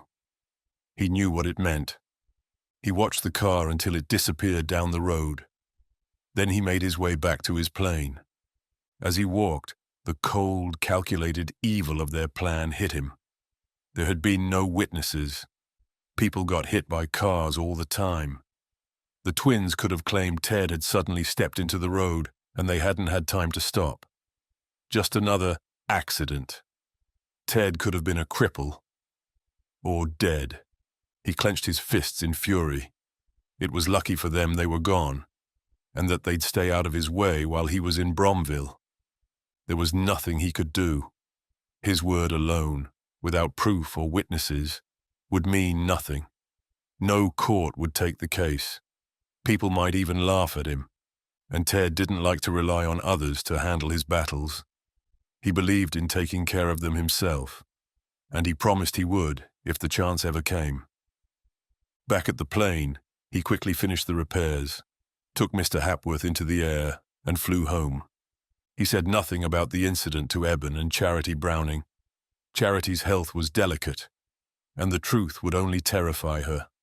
She already worried enough about the dangers Ted faced in the skies.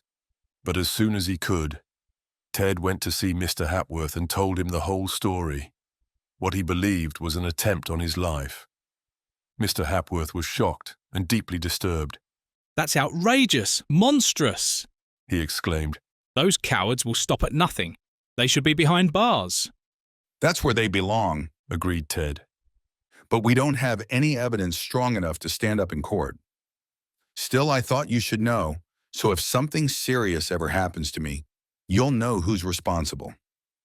That's 3 times now you've been in real danger, said his friend. And most likely, all 3 were their doing. It's maddening to be morally certain, and yet not have legal proof. It sure is, Ted said. But sooner or later, they'll slip up and get caught red-handed. Just give them enough rope. They'll hang themselves. Then Ted shifted the talk to the business that had brought him back to Bromville in the first place.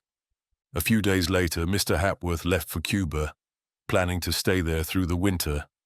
His parting with Ted was warm, and they promised to keep in touch through letters. After his friend left, Ted grew restless.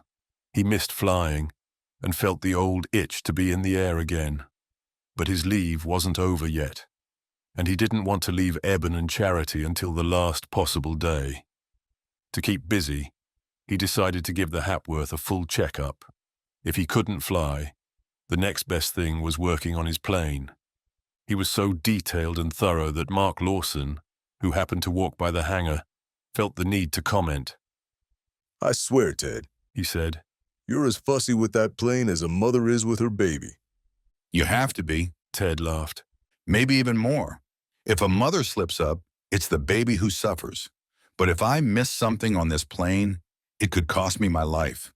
So he inspected everything, down to the smallest detail: landing gear, wheels, fittings, shock absorbers, control wires, pulleys, hinges, struts, cables, turnbuckles, exhaust systems, carburetors, fuel lines, cooling systems, engine mounts, propeller alignment, the fabric on the control surfaces, the fuselage, tail skid, and cowlings.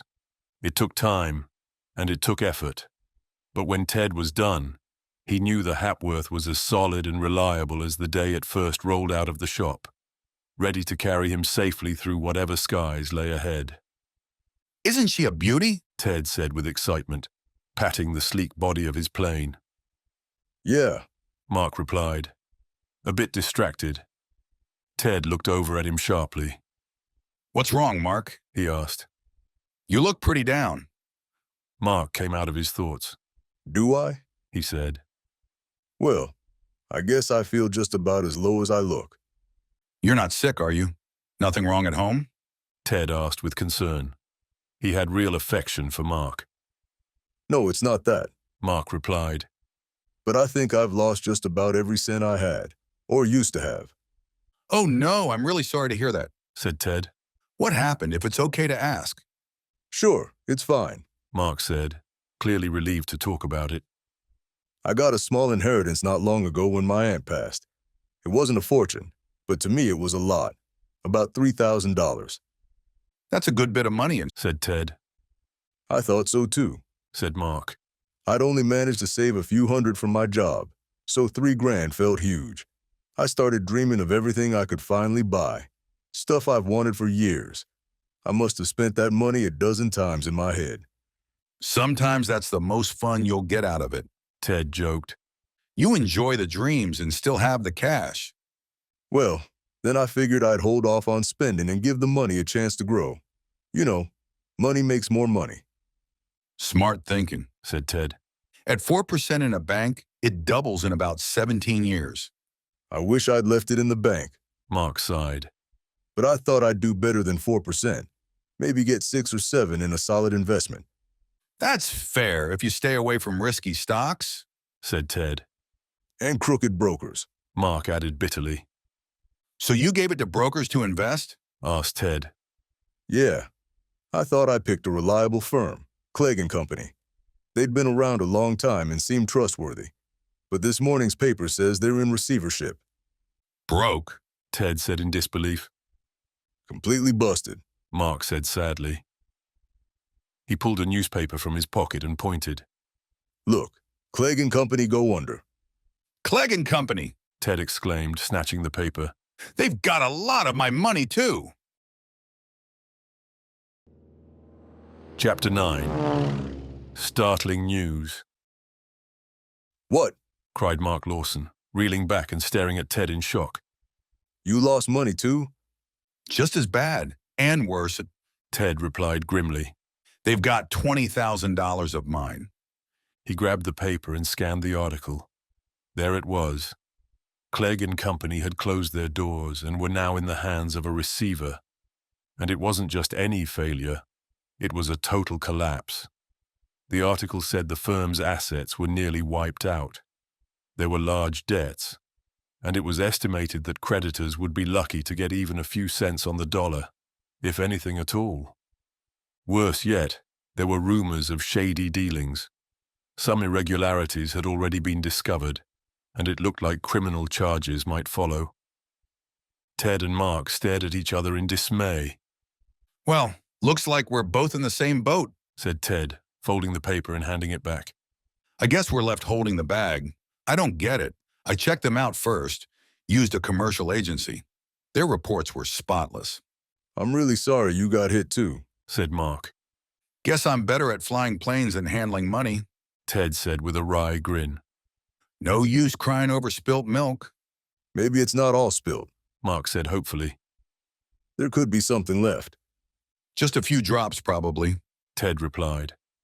By the time all the costs are covered and the dust settles, we'll be lucky to see even a small return. The rest will just be a hard lesson. Still heavy-hearted after talking it over with Mark, Ted headed home. $20,000 was no small sum. But as he thought more about it, he couldn't really blame himself for picking the wrong firm. He'd done his homework. They had a solid reputation, at least on paper. His real mistake had been leaving too much in their hands. He had trusted them to hold his stocks instead of demanding to receive them directly. Now, if the rumors were true, the firm may have used his stocks as collateral to stay afloat and lost them all in the crash. It stung. Not just the loss itself, but the regret of not having protected his investments better. Still, Ted's greater concern was for Mark. The legacy was nearly all Mark had. Ted's own finances were still strong. He had earned a lot after his Atlantic flight. The $25,000 prize was just the beginning. He had received more in gifts and royalties from his book, and that income was still growing. But this blow still hurt. It would hurt anyone who wasn't a millionaire. The news cast a shadow over Ted's whole day. He wished Mr. Hapworth was still in town to talk it over, or even Mr. Monet, his wise friend in France. But one was in Cuba, the other overseas, and Ted felt like he was navigating troubled financial waters alone. For now, there wasn't much he could do but wait. Receiverships took time. Months, sometimes years, before anything was resolved. One thing he did do right away. As soon as he got home, Ted wrote a full report of the situation and sent it to Mr. Barstow of Eldridge, Barstow and Harkins, his lawyers in Chicago, asking them to look out for his interests in the case. For the next few days, Ted carefully read every news article about the collapse of Clegg and Company, but what he found gave him no peace. The deeper the accountants dug into the firm's affairs, the worse the situation looked. One of the partners had vanished, and the others, though not yet arrested, were being closely watched. The whole picture was grim. Guess I can kiss that money goodbye, Ted muttered to himself. And poor Mark, good old Mark. A thought came to him. He turned it over in his mind, and slowly a smile formed. Mark shouldn't lose. Even if Ted never recovered a cent, Mark didn't have to suffer. He didn't know yet how he would do it, but he'd find a way. Maybe through an anonymous typewritten letter mailed from Chicago. Mr. Barstow could help handle the details. Mark would never know where the money came from. The idea comforted Ted. 2 days before his leave ended, a letter arrived from Bill Twombly. Bill's writing style was rough and full of slang, but it made Ted smile, and then frown with growing concern as he read. How are you, old sock? Bill wrote. Flown through any more death traps since you took that doctor over the range. Bet you've been in the air every day. Squirrels like you don't stay on the ground. The boys keep asking about you. They'll be glad to have you back. Might even kiss you, like those French big shots did in Paris. Big changes here. I guess you've seen the papers. We're not working for Uncle Sam anymore. A private company took over the route. Don't know if it'll mean more pay for us, but here's hoping. One of those efficiency experts came around doing his number, figuring out who to cut. You know how it goes, fewer guys doing more work to save money. Some of us are getting nervous. There's a new guy here while you've been out, Sam Felwig. He's decent in the air, but that's where it ends. Mean as a snake and about as friendly. No one likes him. Ed already gave him a black eye. Roy wants to give him the other. And here's the kicker. He's gunning for your job. Says he's got pull and plans to keep it. Started running you down, and I gave him a good pop on the nose for that. My hand still aches. Just thought I'd let you know what's going on. See you soon. Biles? Ted folded the letter and sat quietly for a moment. This was an unexpected twist. He had known changes would come when the mail service passed from government hands to private companies, but he hadn't imagined his job would be in jeopardy. Hadn't really considered it at all. Financially, it didn't matter. If he was available, job offers would flood in, with far higher pay than he currently earned. But this route, through the Rockies, was important to him. The experience was unlike anything else, and he wanted it for the sake of mastering every aspect of aviation. He also cared about the men on the route. They were friends, good men. It bothered him to think of someone like Felwig poisoning that team spirit, or trying to push his way into Ted's place by sneaky means. It felt like a challenge, and Ted Scott never backed away from a challenge. He quickly wrapped up his affairs in Bromville. Saying goodbye to Eben and Charity was the hardest part, especially with Charity feeling unwell. But he tried to lift her spirits, promising to write twice a week instead of just once. Mark and many of his other friends came to see him off. Keep your chin up, Mark, Ted said with a smile. Something tells me you won't lose a penny. Wish I could believe that, Mark replied, smiling faintly. But nothing in the news makes me hopeful. Take care of yourself, said Bill Ellison, shaking Ted's hand. And watch out for rubber dimes. I'll try, Ted said, though he couldn't help thinking how his lost $20,000 made Bill's joke a little too real. He'd already taken more rubber dimes than he cared to count. Cheers and farewells rang out as Ted roared down the runway and lifted the Hapworth into the sky. Once in the air, all his worries seemed to melt away. Flying was where he belonged. The calm blue skies felt like a cleansing wind, washing away the burdens of the ground. The weather was perfect, and the Hapworth soared like a dream. The steady hum of the engine was music to Ted's ears. He was aiming for a non-stop flight and hoped to reach his destination by the time his leave officially ended. After passing through the more populated parts of the country, he entered a wilder, forested region. He had to be careful now. Any engine trouble in this rough terrain would make finding a place to land far more difficult. As he flew over one of the vast national forests, he suddenly spotted flickering tongues of red light below. Before he could be sure, he was already miles beyond the spot. He had been flying at nearly 100 miles an hour. Should he go back? It would cost time, and maybe the red light was just a trick of the sun, shining through the trees.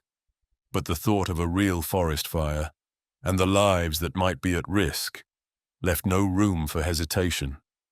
He had seen what wildfires could do. He banked the plane in a wide curve and headed back. Chapter 10. The Red Demon. Within minutes, Ted was circling above the area that had caught his eye. It took a little while, but at last, he spotted the fire again. This time it was even brighter. He dropped lower, careful not to get too close to the treetops. Then he saw it clearly. A cabin burning fiercely in a clearing. It looked like a hunter's or trapper's hut. Maybe it had been used by tourists. A tossed cigarette or a poorly doused campfire might have started it. Now the whole cabin was aflame, and small fires were starting to creep across the grass toward the surrounding trees. Everything would depend on speed. Every second counted. If there had been any place to land, Ted would have been on the ground already, fighting the fire himself. He was sure he could stop it before it reached the forest, if only he could get down. But there wasn't a safe spot to land in sight, and Ted's heart sank. Then Ted remembered passing over a settlement not long before spotting the fire. Without hesitation, he turned the Hapworth in that direction. He was certain the people there would rally at once to fight the fire, and since most national park settlements had radio, they could alert the forest rangers immediately, the trained crews who specialized in battling wildfires. While flying, Ted quickly scribbled a note describing the fire and giving its location as best he could. He attached it to a small tool from the cockpit. As he reached the settlement, the roar of the plane drew nearly everyone outside. Ted flew low, waving his arms frantically to draw attention. Then he dropped the tool carrying the note. The group scattered as it fell. Then one man picked it up and read it. Suddenly the scene came alive. Men dashed back into their homes and came out armed with shovels. Women followed with brooms. When fire threatened the forest, everyone fought side by side. Ted knew then he'd done his part. Grateful, he turned the Hapworth and flew back toward the fire. When he arrived again, the cabin was nearly gone, and now the fire had reached several nearby trees. The people from the settlement would need all the help they could get. Ted longed to join them. He climbed higher for a better view, and spotted what looked like a bare, flat plateau nearby. A possible landing site. He flew over to inspect it. The area was just long and wide enough, though rocks scattered across it would make for a risky landing. But Ted had faced worse. He didn't hesitate. Guiding the Hapworth down with care, he landed safely and jumped out before the plane had fully stopped trembling. He sprinted toward the burning area, following the thick smoke and glow of flames. Panting and breathless, he reached the clearing. No one else had arrived yet.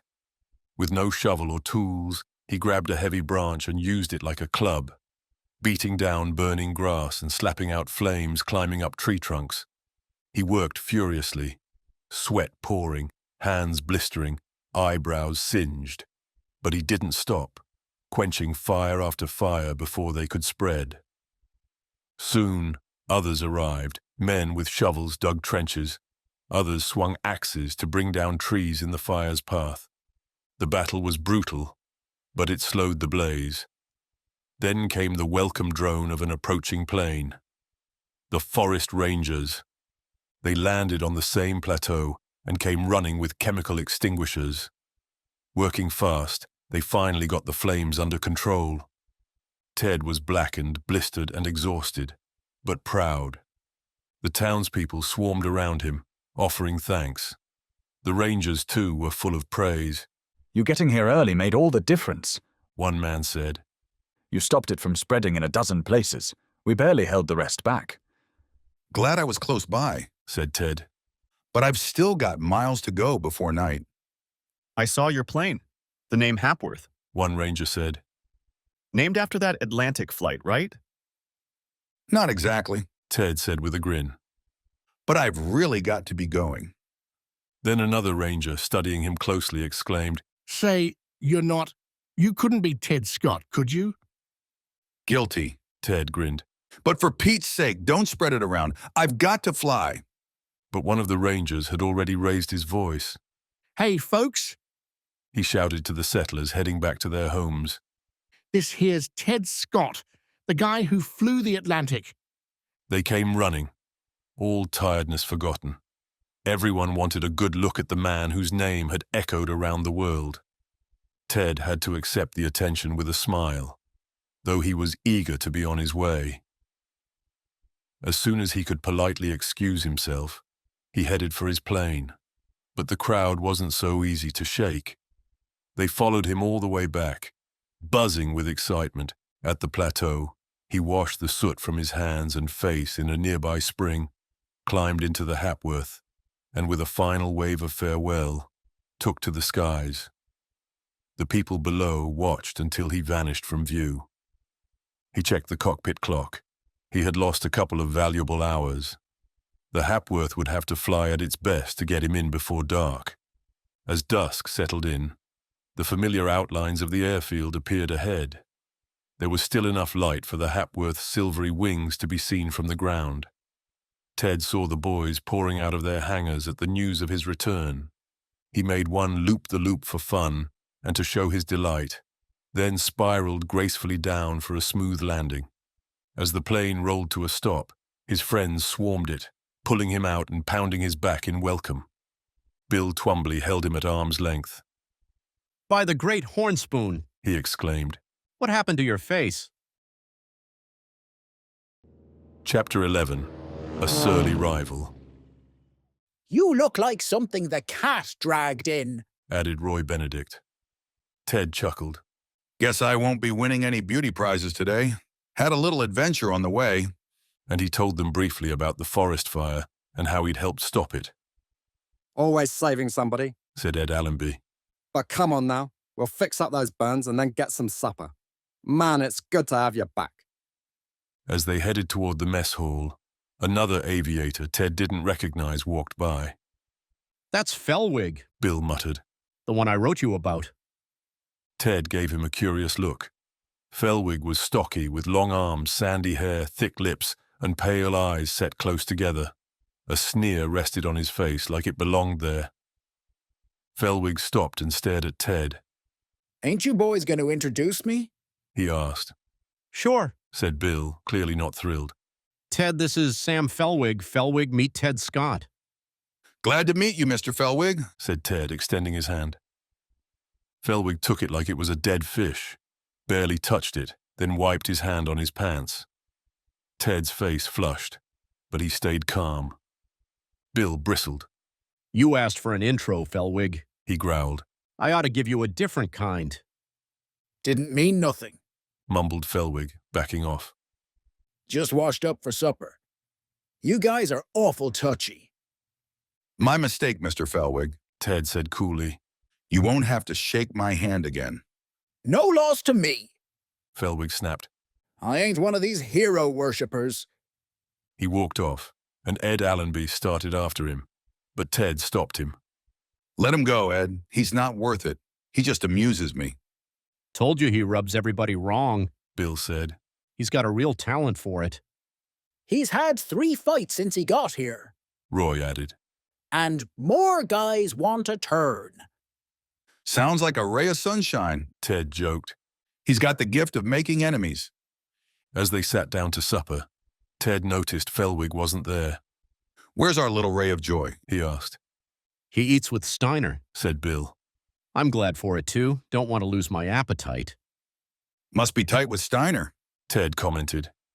Probably related, Ed replied. They came in together. Felwig brags like he owns the place, thinks he's already taken your job.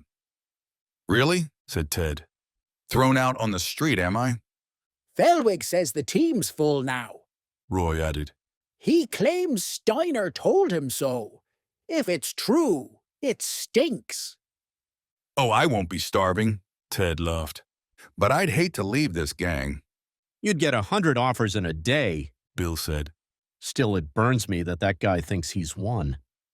Maybe he's not so sure after all, Ted replied. I'll go see Steiner tomorrow. Time to settle this once and for all. And the next morning, Ted walked into the manager's office, where Steiner sat buried in paperwork. Mr. Steiner was a middle-aged man, a bit bald, and gave off a distant, reserved air. Ted had heard of him before, known as an efficient manager from back east who had worked with another division of the airmail service, but they had never met.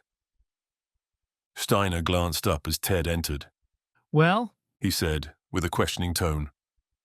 This is Mr. Steiner, I believe, said Ted. I'm Ted Scott.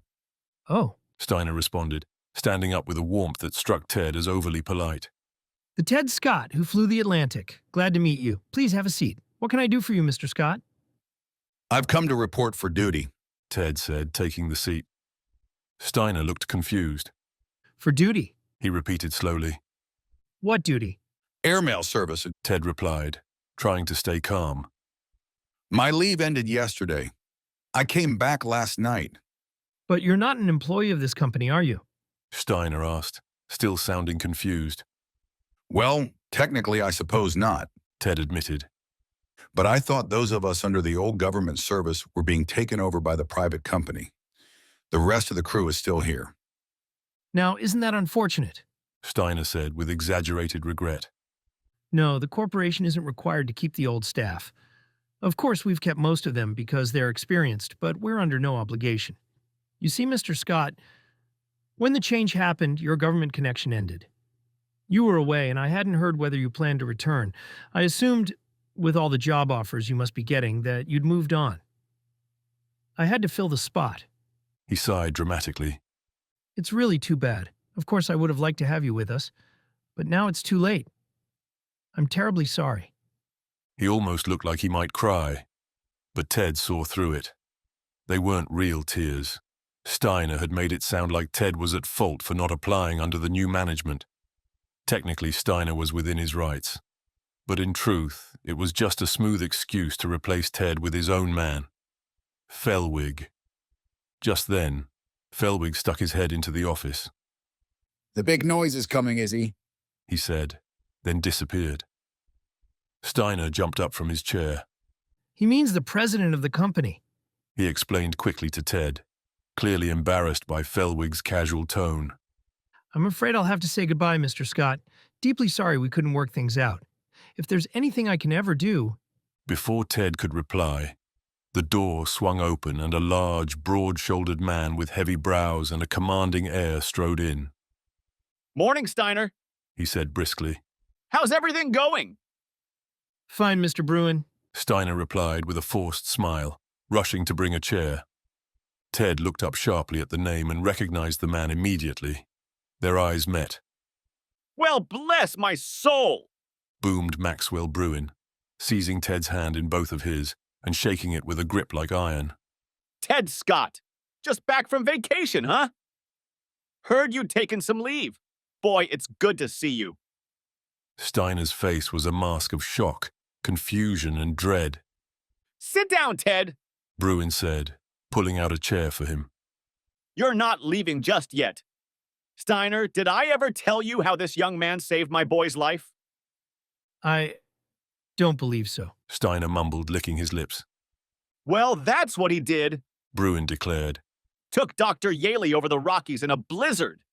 Risked his life to save Frank. No one else would have dared it. I owe him more than I can ever repay. Great, Steiner muttered. Great's right, said Bruin. I told the printers to put it in the company prospectus. Ted Scott, Atlantic hero, top pilot for Bruin Airmail. Steiner looked at Ted, desperate. Ted caught the pleading look and took pity. All right, Mr. Bruin, Ted said. That is, if you'll rehire me now that the government service is done.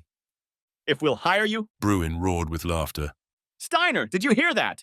If we'll hire Ted Scott, isn't that a joke? It's a great joke, Steiner replied weakly. Chapter 12. The Mysterious Ticking. You're number one on my list, Ted, said Bruin. First pick of roots. Got that, Steiner? Scott gets first choice. Of course, Steiner mumbled, nearly wilting under the humiliation.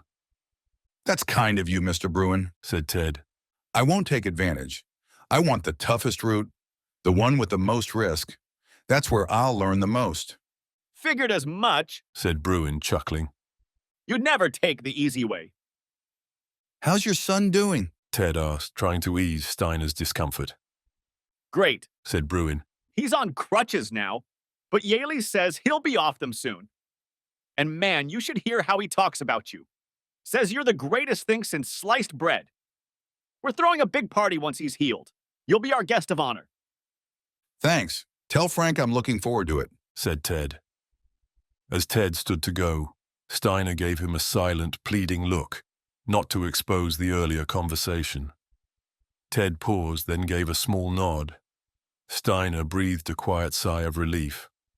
How'd it go, old sock? Bill asked as Ted returned to the field. Everything's fine, Ted replied. I'm staying. Glory hallelujah, Bill shouted, echoed by the rest. But how'd you swing it? Asked Ed. We thought you were finished. Nope. Talked to Mr. Bruin and Steiner. All settled. Time to get back to work. What about Felwig? Asked Roy. Didn't come up, Ted said. We'll see. He won't be so cocky now, Roy muttered. Later, Ted saw Felwig brooding in his hangar. As Ted passed, Felwig snapped. Think you pulled a fast one, don't you? I don't follow it, Ted replied calmly. I didn't pull anything. You used your pull with Bruin to grab the job I was promised, Felwig snarled. I didn't even know Mr. Bruin was in the building, Ted said. He walked in while I was there and offered me the job. I didn't ask for it. That's how you tell it, Felwig sneered. Are you saying I'm lying? Ted said, stepping closer. I'm not saying that. Felwig mumbled, eyeing Ted's clenched fists. But I was promised that job. You stole it. Look, Felwig, Ted said sharply. You had me set up to be cut out. Well, I'm still here. I didn't take anything from you. I've earned my place. You'll have to earn yours. Big words, Felwig muttered. And cheap insults, Ted shot back. You think flying the Atlantic was just luck? Try it yourself. I'm not stopping you. You're a fake hero, Felwig snapped. Ted turned. You want to fight, Felwig? He said. I hear you've already lost 3. I don't mind making it 4. Felwig backed away as Ted advanced, his eyes flashing. I ain't looking for a fight, he muttered. Then keep that mouth of yours shut, Ted said sharply. You open it again like that, and you'll get the fight you're trying to dodge. Understand? Felwig understood perfectly. Muttering something under his breath, he slunk away. Later that afternoon, Ted went to Steiner's office to finalize his assignment. As he stepped in, he caught sight of Steiner and Felwig in close conversation. They quickly broke apart when they saw him. I'll talk to you about that later, Felwig said to Steiner and left, shooting a hostile glare at Ted. Come in, Mr. Scott. Steiner said with exaggerated warmth. Not that chair. This one's more comfortable. Ted noted the sudden shift in tone and smiled inwardly. I may have been a little hasty this morning, Steiner went on, rubbing his hands. I was distracted, wrapped up in some paperwork. I'm glad Mr. Bruin happened to walk in when he did. Losing you would have been a real blow to the service. Very kind of you to say so, Ted replied evenly. And I trust you won't mention this morning's mix-up to Mr. Bruin or anyone else? Steiner added hopefully. I haven't, and I won't, Ted said, watching the manager's visible sigh of relief. Then Ted pulled out a map. Now, about my route. They reviewed it together. No route across the Rockies was easy, but one section stood out, where the peaks rose from 12 to 15,000 feet. It was the most treacherous of all. I'll take this one, Ted said, tapping the map. You may, Steiner replied, still smiling. No one else has been eager for it. You must like punishment, Mr. Scott. They went over the details.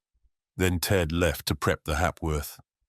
Ready for a real challenge, girl? He murmured to the plane as he patted it. We've got some rough skies ahead, but I know you won't let me down. His new schedule had him flying both day and night, which allowed him to study the route by sunlight. The weather was kind, and the Hapworth performed beautifully. Before long, townspeople were syncing their clocks to his punctual roar overhead. The flight path was breathtaking. Soaring peaks, deep gorges, wild torrents tearing through canyons. For hundreds of miles, he saw no one. The land ruled only by wildlife and silence. The thought crossed his mind. What if someone got lost out here? About a week later, Ted noticed Felwig still hanging around the camp. What's the idea? Ted asked Bill, motioning toward Felwig. Still here, Bill said with clear annoyance. Steiner made him a backup pilot. We don't need him. He's useless. But I guess he'll get his chance if one of us gets sick. Or worse, Roy added grimly. Wouldn't put it past him to help make that happen, said Ed. Especially where you're concerned, Ted. That guy's got it in for you. I'm not losing sleep over him, Ted replied coolly. Ted received several letters. One was from Mr. Hapworth, who congratulated him on his book's success and mentioned the many positive reviews it had received and was still receiving in some foreign newspapers. Other letters came from Mark Lawson and a law firm in Chicago, but neither brought good news. Still, there was a small hope that his lost money might be recovered. The accountants were still examining the records of Clegg and Company, the bankrupt brokerage. However, as Mark said, that hope was very slim and fading more each week. Another week went by. One evening, while Ted was loading the mailbags into his plane, getting ready to take off, he heard a faint ticking sound. At first, he thought it came from the clock mounted on the dashboard in front of the cockpit. He listened closely. No, it wasn't that. The ticking was coming from one of the mailbags. Tick-tock, tick-tock, tick-tock. A chilling thought struck Ted and made his skin crawl. Chapter 13. A Close Call. The thought that hit Ted Scott was enough to make even the bravest man turn pale. Could the mailbag contain a bomb? One of those deadly devices with a clockwork timer set to explode at a chosen moment? Ted looked for the manager, but Steiner had gone to Lumberport that day, called there by Mr. Bruin for an urgent matter. However, Bill Twombly and Roy Benedict were nearby, getting ready for their own flights. When Ted called out urgently, they rushed over. "What's wrong, Ted?" Roy asked. "Listen," Ted said, raising a hand and pointing to the mailbag where the sound was coming from. "Hear anything?" They listened closely. "Sounds like a clock," Roy said after a moment. "A devil's clock," shouted Bill, who had the same terrifying thought as Ted. "That's a bomb, I'll bet my boots. Let's get that bag out fast." They pulled the bag from the plane and Ted tore it open. The ticking came from a cone-shaped package, tightly wrapped and sealed. The ticking grew louder, and now they could hear a low, mechanical whir. "For Pete's sake, throw it away!" yelled Bill. "It could explode any second." There was an old, dry well nearby. Ted ran over and tossed the package in. They heard it thud at the bottom. All three sighed in relief. "Man, that scared me," Bill said. "If that had gone off while Ted was holding it, we'd all be in pieces." "Assuming it really is a bomb," Ted said. "it might just be harmless mail. Then we'll feel silly." "Better to throw something like that away first and ask questions later," Roy said. "We had enough warning. If that's not a bomb, I'll eat my hat." "Yeah, imagine if that went off when you were flying 10,000 feet up," Bill added. "You and the plane would have been blown to bits. No one would ever know what happened." "How on earth do you think it got in there?" Ted asked.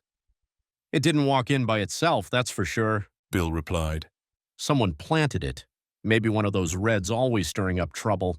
Those guys wouldn't think twice about something like this. Just pure spite, maybe. But either way, it was there." "Good thing you heard that ticking," Roy added. "That lucky rabbit's foot of yours came through again." "Well, I've got to get going," said Ted, checking his watch. "Tell the others and make sure they stay away from that well. If it does explode while I'm gone, have someone write down the exact time." He started the engine, climbed into the cockpit, and the mechanics removed the blocks in front of the plane. After a short run, the Hapworth lifted into the sky. That flight gave Ted plenty to think about. If that really had been a bomb, and he was sure it was, his escape had been nothing short of miraculous. Who could be behind such a terrible plan? Could Bill be right about the Reds? Ted knew how far some radical fanatics would go. They had little regard for human life and would gladly kill a few if it meant terrifying an entire nation. The fact that the package had been placed in a mailbag meant for his own special plane added weight to the theory. Blowing up an unknown pilot wouldn't make headlines. But Ted Scott, the nation's hero, that would shock the world. The criminals would take twisted delight in such a horrible act. It was possible. But Ted wasn't convinced. He considered two other explanations. One was that the bomb was meant for whoever it was addressed to, set to go off when it arrived or when it was opened. Ted regretted not checking the name on the package. The other possibility was more personal and more chilling. The bomb had been meant for Ted Scott himself. Ted considered this grimly. If so, someone out there hated him enough to try to kill him. He thought of 3 people who might go that far. 2 were the Gale brothers. They had tried more than once to injure or kill him, but they were far away now, and it would have been very hard for them to get access to the mailbags. So he crossed them off the list. The more Ted thought about it, the more convinced he became that the bomb had been placed in the bag after it left the post office. If it had been there earlier, surely some clerk would have heard the ticking, suspected something, and turned it over for investigation. So if the device had been added afterward, it had to be someone who both hated Ted and had easy access to the mailbags. Only one person fit that description: Sam Fellwig. Ted disliked the idea. It felt unfair to accuse anyone without proof, even in his own mind. But the suspicion clung to him and wouldn't go away. He shuddered, glancing down at the earth far below. What if the bomb had exploded mid-flight? There wouldn't have been enough left of him for a funeral. He hoped with all his heart that the package would turn out to be harmless. The thought that someone might be plotting to kill him was deeply unsettling. The flight to Pocatello and back was uneventful. Late in the afternoon, Ted landed in Denver. Roy was still out on his route, but Bill and Ed had returned from theirs a little earlier. They greeted Ted warmly as he climbed out of the cockpit. Man, it's good to see you in one piece instead of scattered all over the place, said Bill. Told you your lucky rabbit's foot was working, added Ed. Sounds like something happened while I was gone, Ted replied. You bet it did, said Bill. Take a look at the ground around that old well. Ted looked. The edges of the well were torn and jagged. Small piles of earth around it showed signs of a violent blast. So it was a bomb after all? Ted asked eagerly. Yep, said Bill. I knew it. That thing packed enough punch to blow up a whole regiment. When did it go off? Ted asked. About 2 hours after you left, Ed replied. 2 hours. Ted thought back. At that time, he'd been flying over one of the most remote and rugged stretches of the mountains. If the bomb had gone off then, it would have sent him crashing into some deep gorge where no one would likely ever find him, or even know what happened. Whoever had set the timer had shown terrifying precision. If it had worked, no one would have known a crime had been committed, much less found the one who did it. What's being done about it? Ted asked. It's under investigation, of course, Bill replied. But we've been told to keep quiet about it for now. Don't want to tip off the guilty party. Same old line they give when they've got nothing and don't know where to start. But come on in and get some food. We'll talk more after. After supper, the 3 gathered in Ted's room. So who did it? Bill asked bluntly. Ted looked at Ed. Ed looked at Ted. Then they both looked at Bill. And Bill looked right back at them. I get it, Bill said with a grin. We're all thinking of the same guy, but nobody wants to be the first to say it without proof. Here. He tore 3 slips of paper from a notepad on the desk. Let's each write down the name of the person we suspect. We'll look at them all at once. They each wrote a name. When they looked, all 3 slips said the same thing. Fellwig. Chapter 14. On the Alert. 3 minds with but a single thought, murmured Ted Scott as he looked at the slips of paper. Seems we're all agreed, said Ed. Might as well order the prisoner shot at sunrise. This isn't something to joke about, said Bill, his usually cheerful face now serious. That was an attempt at murder. The lowest, sneakiest kind.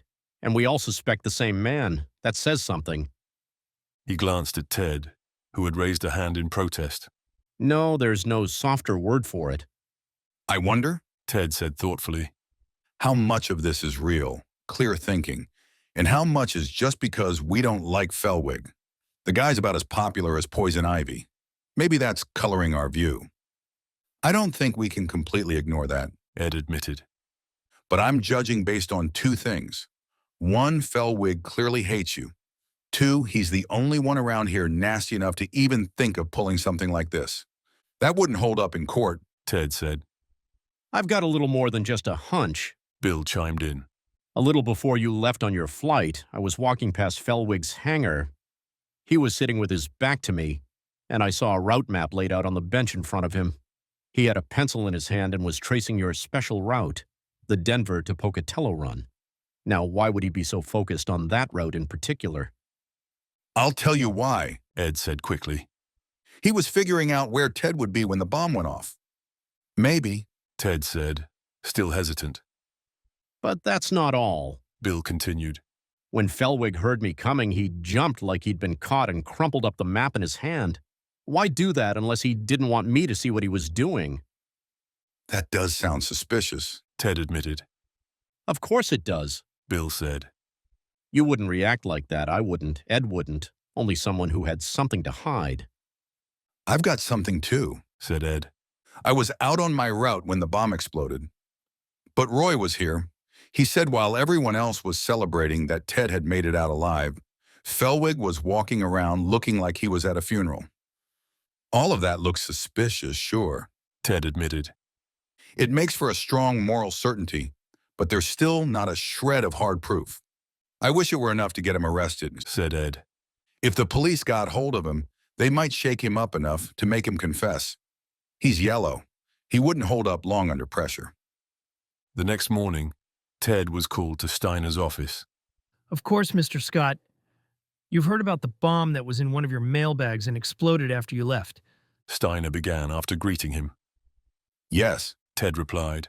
The guys filled me in. It was a horrible thing, Steiner said. I can't tell you how relieved I am that you escaped unharmed. It was a little too close for comfort, Ted said. As they talked, Ted studied Steiner closely. He knew Steiner was close to Felwig and had briefly wondered if the manager could have been involved. But that idea vanished as he saw the genuine concern in Steiner's voice and expression. Steiner might be sneaky and self-serving, but he wasn't a killer. It would have been a terrible loss personally, Steiner continued. And a disaster for the service. Do you have any idea who might have done it? I don't have a single bit of proof, Ted said carefully. We're doing all we can to find out, Steiner said. Since it involved the mail, the Federal Secret Service is handling it now. So far, we've kept it out of the newspapers, and I hope we can keep it quiet until it's solved.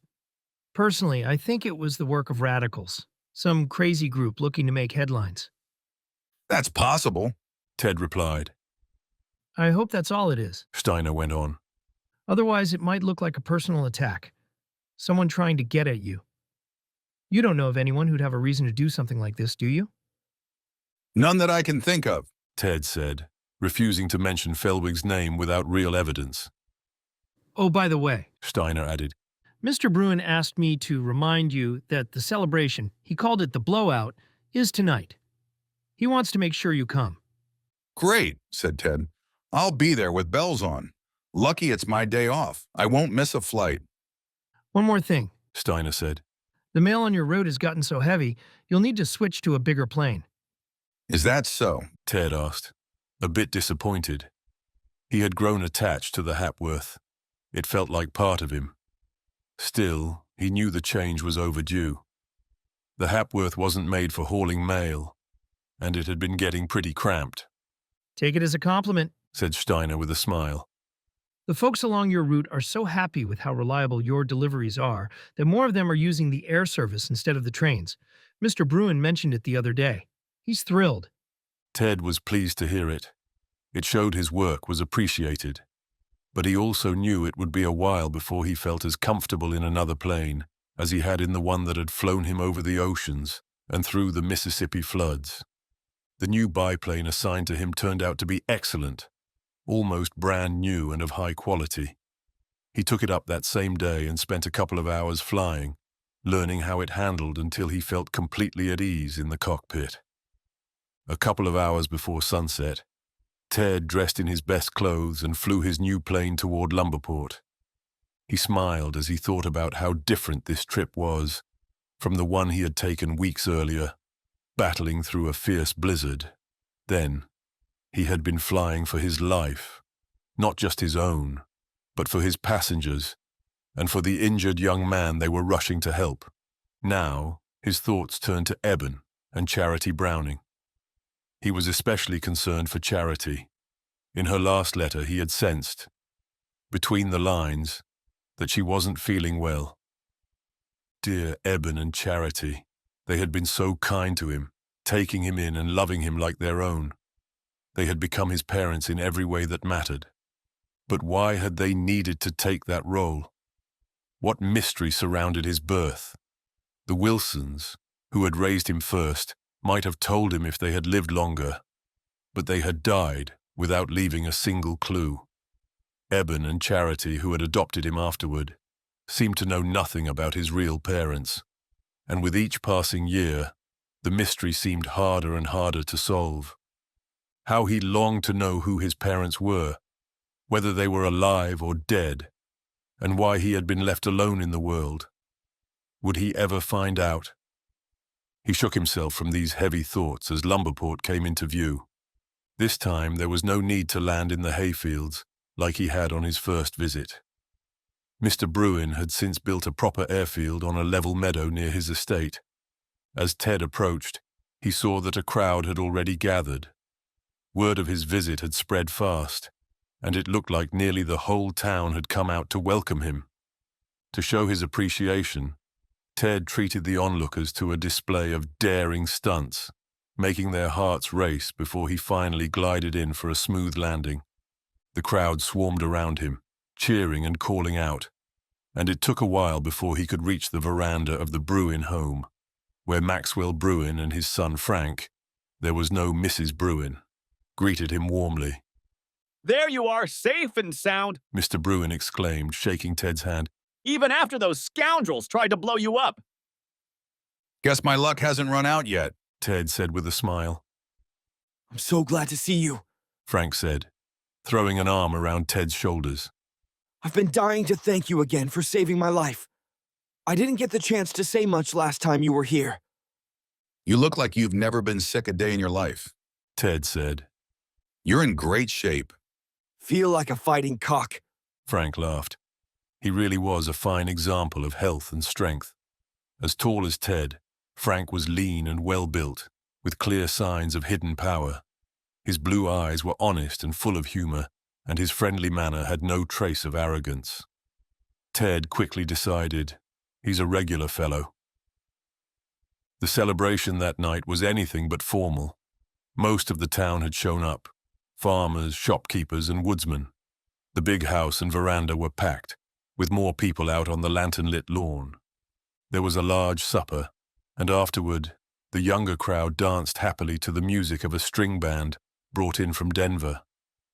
Many bright-eyed, pretty girls fluttered around Ted like butterflies, all hoping for a dance with the national hero. Ted didn't mind at all. He was having a great time. It had been a long while since he'd relaxed and had fun like this. But all through the night, he kept looking for one girl who never showed up.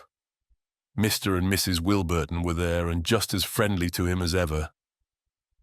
Ted thought about asking where Bessie was, but something held him back. It felt like it might be a sensitive question. It was midnight before the party wound down and people began heading home. Ted, staying the night, stood with Mr. Bruin and Frank on the veranda to see the guests off. When the last guest had gone, Maxwell Bruin chatted with the young men for a while before saying goodnight and heading inside. Great party tonight, Frank, said Ted. You really treated everyone right. Good food, good music, good dancing. I've about danced my feet off. I saw you weren't short on dance partners, Frank said with a grin. Some really lovely girls here, Ted laughed. This town's got no shortage of beauty, that's for sure. Now you're talking, Frank agreed. But still, Ted added, watching Frank closely, the prettiest girl in town wasn't here. Frank looked up quickly. Who do you mean? He asked. Bessie Wilburton, Ted replied. Chapter 15. The Revelation. Was it just Ted's imagination, or had Frank Bruin actually flinched when Bessie Wilburton's name came up? So you think Bessie Wilburton is the prettiest girl in town, do you? Frank asked. I sure do, Ted replied. Don't you? The question hit home. Do I? Frank burst out, jumping from his chair. You bet I do. Not just the prettiest in town. She's the prettiest, smartest, and sweetest girl in the whole country. Ted was taken aback by the sudden passion. Frank seemed surprised by it too, and sat down again, a little embarrassed. Guess I sound like I've lost my mind, he muttered. I usually keep that stuff bottled up. You're definitely enthusiastic, Ted grinned. But I can't say I blame you. She's a remarkable girl. The best there is, Frank said. They broke the mold with her. Whoever marries her will be one lucky guy, Ted said. Lucky doesn't even begin to cover it. Frank agreed. She's a pearl, a jewel, a... He stopped mid-sentence. Go on, Ted encouraged. I'm enjoying this crash course in compliments. She's all that and more, Frank said. If I thought a girl was all that, Ted ventured, I'd ask her to marry me. I did, Frank admitted. And she said yes, but that's over now. I'm not good enough for her. She actually said that? Ted asked, surprised. Not in so many words, Frank explained. She just thinks I'm too reckless. I've done a lot of crazy things. Got clawed up by a bear, tried taking a canoe over a waterfall, and now this latest stunt. She wants someone who won't get himself killed every other week. Well, said Ted, you can't blame her for wanting a husband who comes home in one piece. I know, Frank admitted, chuckling. But I promised I'd change. When was that canoe thing? Before or after the promise? After, Frank said sheepishly. And that led to a fight? Ted asked. Yeah, pretty much, Frank said. We both got upset and walked away. I was sorry, not sure if she was. I'm betting she was, Ted said firmly. She was nearly out of her mind when she thought you might die. That girl loves you, whether she says it or not. I wish I could believe that, Frank muttered. Why not ask her? Ted challenged. You can't expect her to come running back to you. I haven't had the chance, Frank said. She never came to see me when I was recovering, and she skipped tonight's party, said she had something else in Denver. Maybe she just didn't want to look too eager, Ted said. Could be she's hoping you'll come to her. If you do, I'm sure she'll be yours. There's one more thing, Frank added. I think she's already taken. Oh? Ted raised an eyebrow. Someone else stepped in while you were out of the picture? Who is he? His name's Prentice, Frank said. He's a rich lumberman from about 20 miles out. He was after her before, but I won her over and he backed off. Now I hear he's been visiting her again. A week ago, someone told me they're engaged. Sounds like gossip, Ted said. Those rumors spread fast. This one might be true, Frank said heavily. I got it from a guy who knows Prentice. He said Prentice himself claimed they were engaged and planning a fall wedding. That's rough, Ted said. But even so, I'd talk to Bessie myself before giving up. Maybe Prentice is just bragging. Or maybe he's hoping to scare you off. You might be right, Frank said, suddenly hopeful. I'll go talk to her directly, but enough about me. Tell me about yourself. Dad said you lost a bunch of money in that crooked brokerage collapse. What happened? Not much to say, Ted said ruefully. Just another case of a fool and his money being parted. How much did they take you for? Frank asked. $20,000. Frank whistled. That's a lot to lose. Way too much, Ted agreed. Any hope of getting it back? Not much, Ted said. Maybe a few cents on the dollar. One of the partners disappeared. 2 others are in jail. That's something, I guess, but it doesn't fill the bank account. Still, I hope they rot in prison, Frank said. Anyway, I've been thinking it's about time I start earning my own money. I've lived off Dad long enough. What do you plan to do? Ted asked. Probably lumber, Frank said. It's what I know, and it pays well. Dad made a fortune in it. I'm going to check out some tracks that might be good investments. On my route? Ted asked. Yeah, Frank replied. They're somewhere along your mail route. What do you say? Think I could ride along in your plane to check them out? Sure thing, Ted said. This new biplane has room for 2. As long as your dad's okay with it. He's my boss, after all. Oh, he won't mind, Frank said. but we'll ask in the morning to be sure. Man, this'll be amazing. My first plane ride, and with the best pilot in the country. I'm lucky. Maxwell Bruin had no objections the next morning when they brought up the flight. Frank could mix business with pleasure, and his father was glad for anything that would deepen his son's friendship with Ted Scott, whom he admired more than any young man he'd ever met. I'll go today, then, Frank said, thrilled. You don't waste time, Ted grinned. Let's go. If he acts up, Joked Mr. Bruin.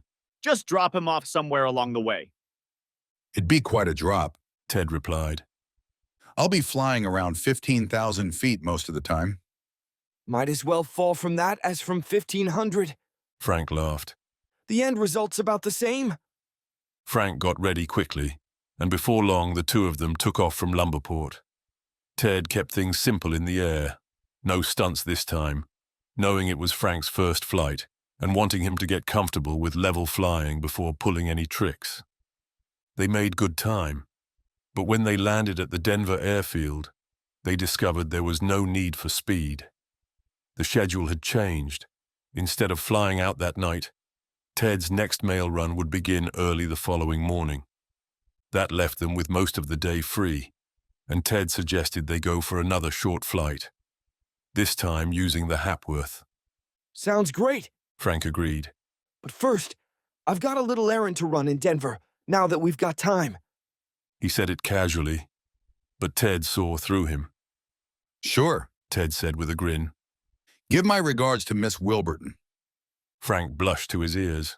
How'd you know? I didn't, Ted laughed. Just a lucky guess. Good luck, old man. Truth is, Frank admitted. I'm not even sure she's still in town, but I know who she stays with when she visits Denver, so I figured I'd try my luck. Go for it, said Ted.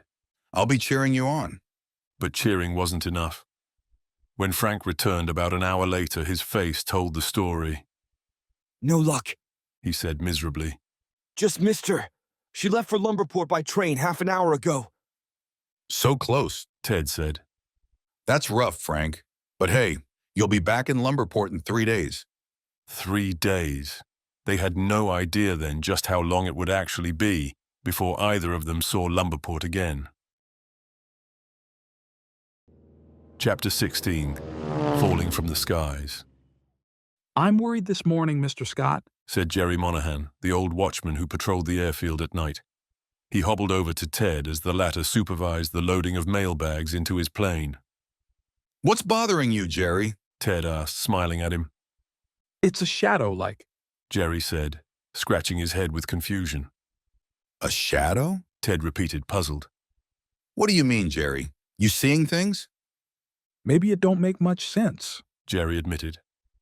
but I thought I saw something moving in and out among the planes last night, like a shadow. I chased it best I could, but with this rheumatism of mine, I never got close. Probably just one of the mechanics working late, Ted said, turning back to the mailbags. Then why no noise? Jerry insisted. Why'd it vanish every time I got near? Gave me the creeps, it did. Privately, Ted suspected Jerry might have gotten hold of some bootleg liquor and overindulged. Nothing missing this morning, is there? Ted asked. Not that I could see, Jerry said. But I figured I should tell you anyway. It's been bothering me. Can't stand not knowing what I saw. You don't think it could have been a ghost, do you? More likely a thief, Ted replied. If it was anything at all. I'll check my plane just to be sure. He gave the aircraft a thorough inspection. Everything seemed in place, but a small shred of cloth stuck in one of the struts caught his eye. It didn't seem important, so he crumpled it in his hand and dropped it into his coat pocket. Just then, Frank Bruin arrived, full of energy and cracking jokes, and the odd little incident slipped from Ted's mind entirely. Once the mail was loaded and Frank securely strapped in, Ted climbed into the cockpit. With the engine roaring, he signaled to remove the blocks. The plane sped down the runway and lifted into the sky. beginning a journey that would turn out to be far more significant than Ted could have imagined. The weather was perfect. Warm air, clear skies, and sunshine all around. Everything looked ideal for flying. Yet Ted didn't feel like himself. Normally, he'd be full of energy, his spirits high, his heart light. But today, there was no joy. Instead, he felt an odd uneasiness, a quiet weight in his chest he couldn't shake.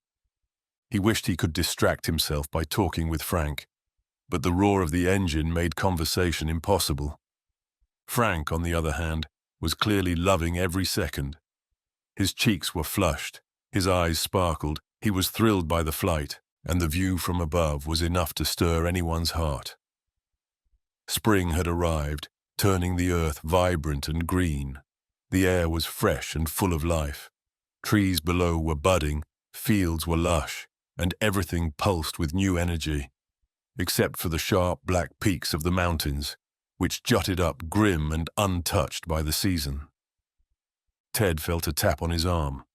Frank was pointing down to a stretch of dense forest below.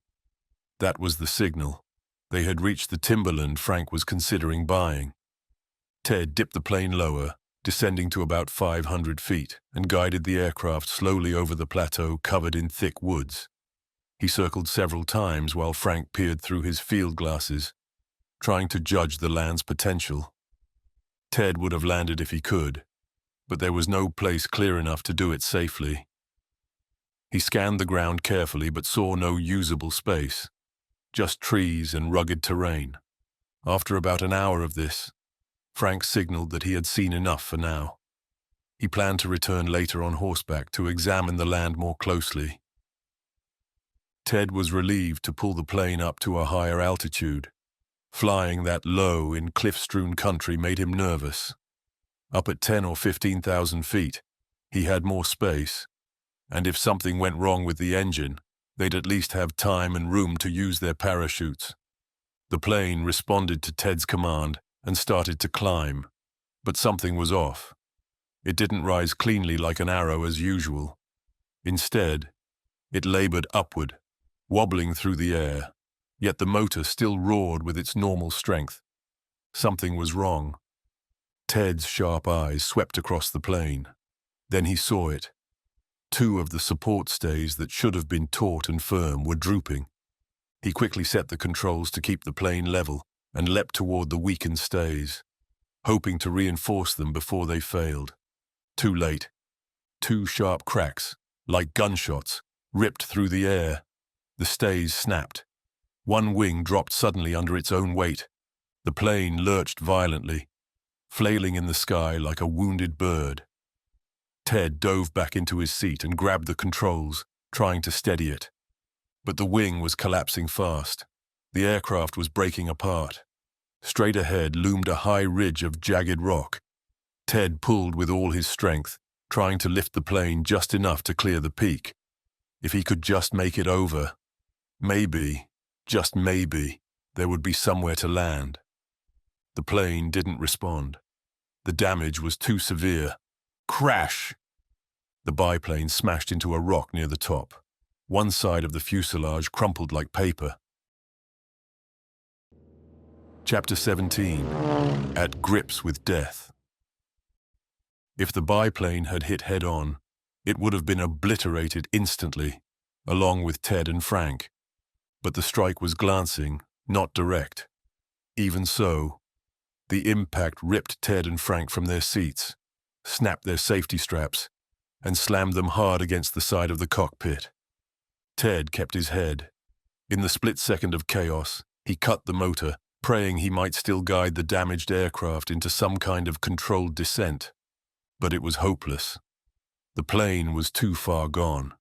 With one wing torn off, it began to spin wildly, then dropped fast, straight toward the rocky gorge below.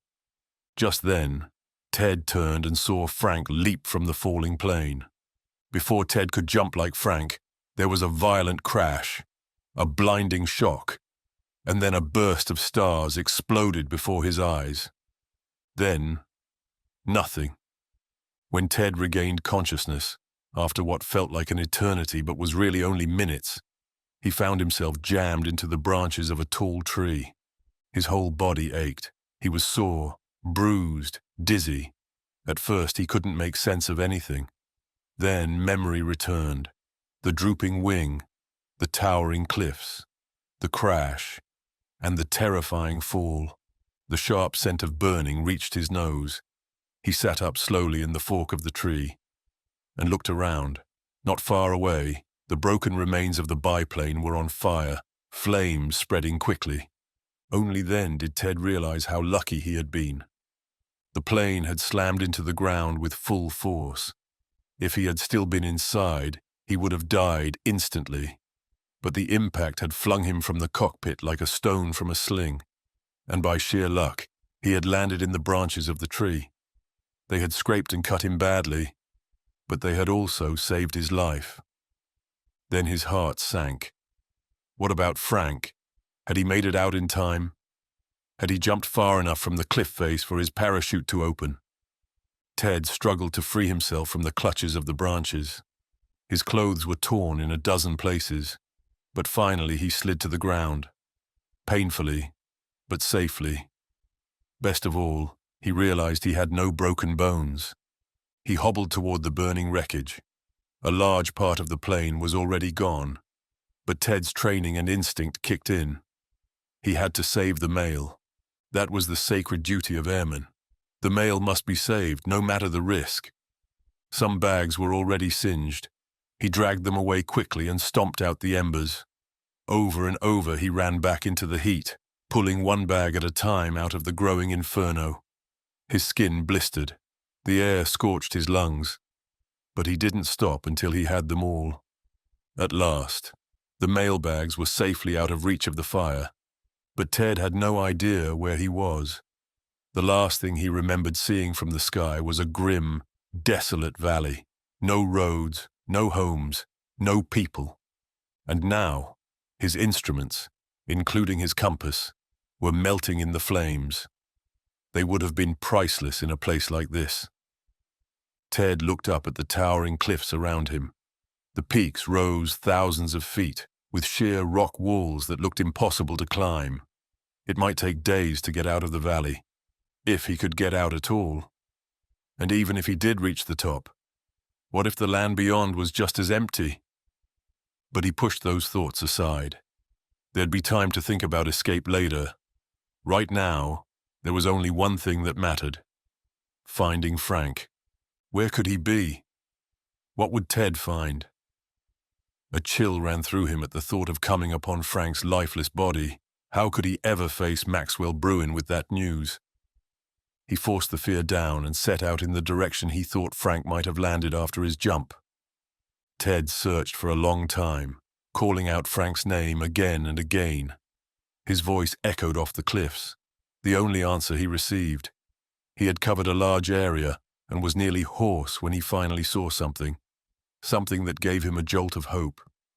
A strip of white cloth hung from a tree branch. Ted knew instantly.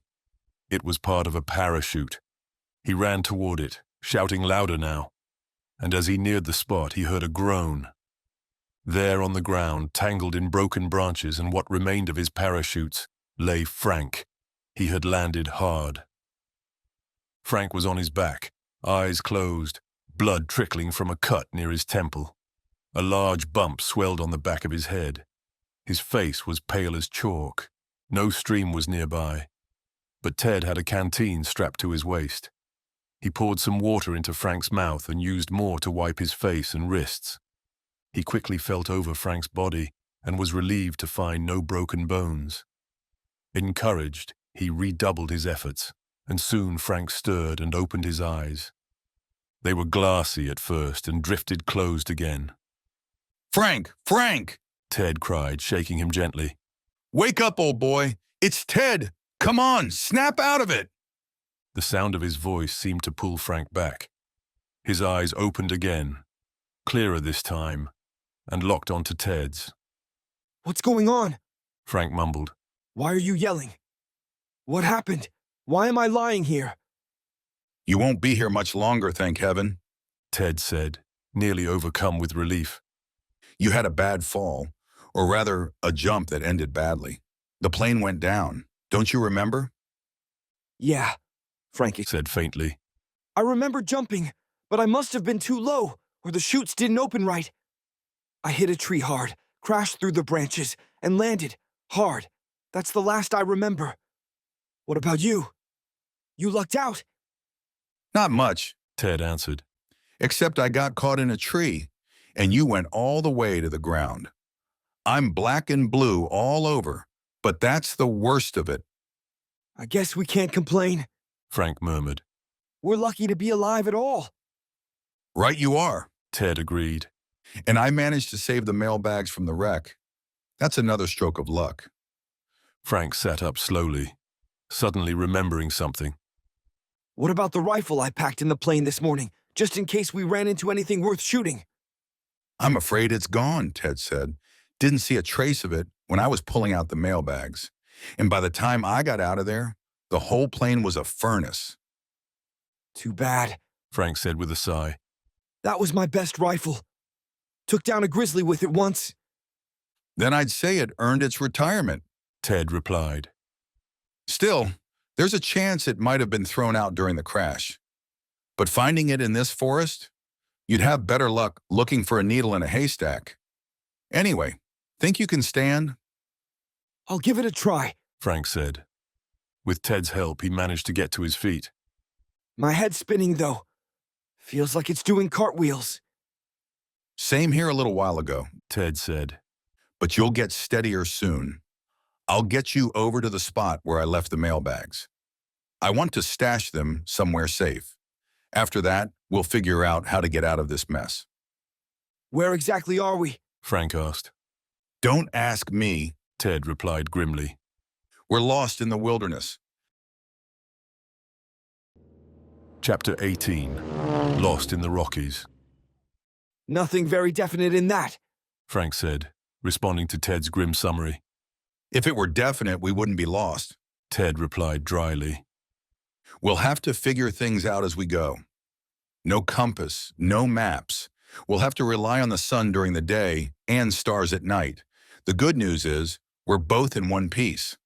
I don't even want to think about what we'd do if one of us had a broken leg. We'd be in serious trouble, Frank agreed.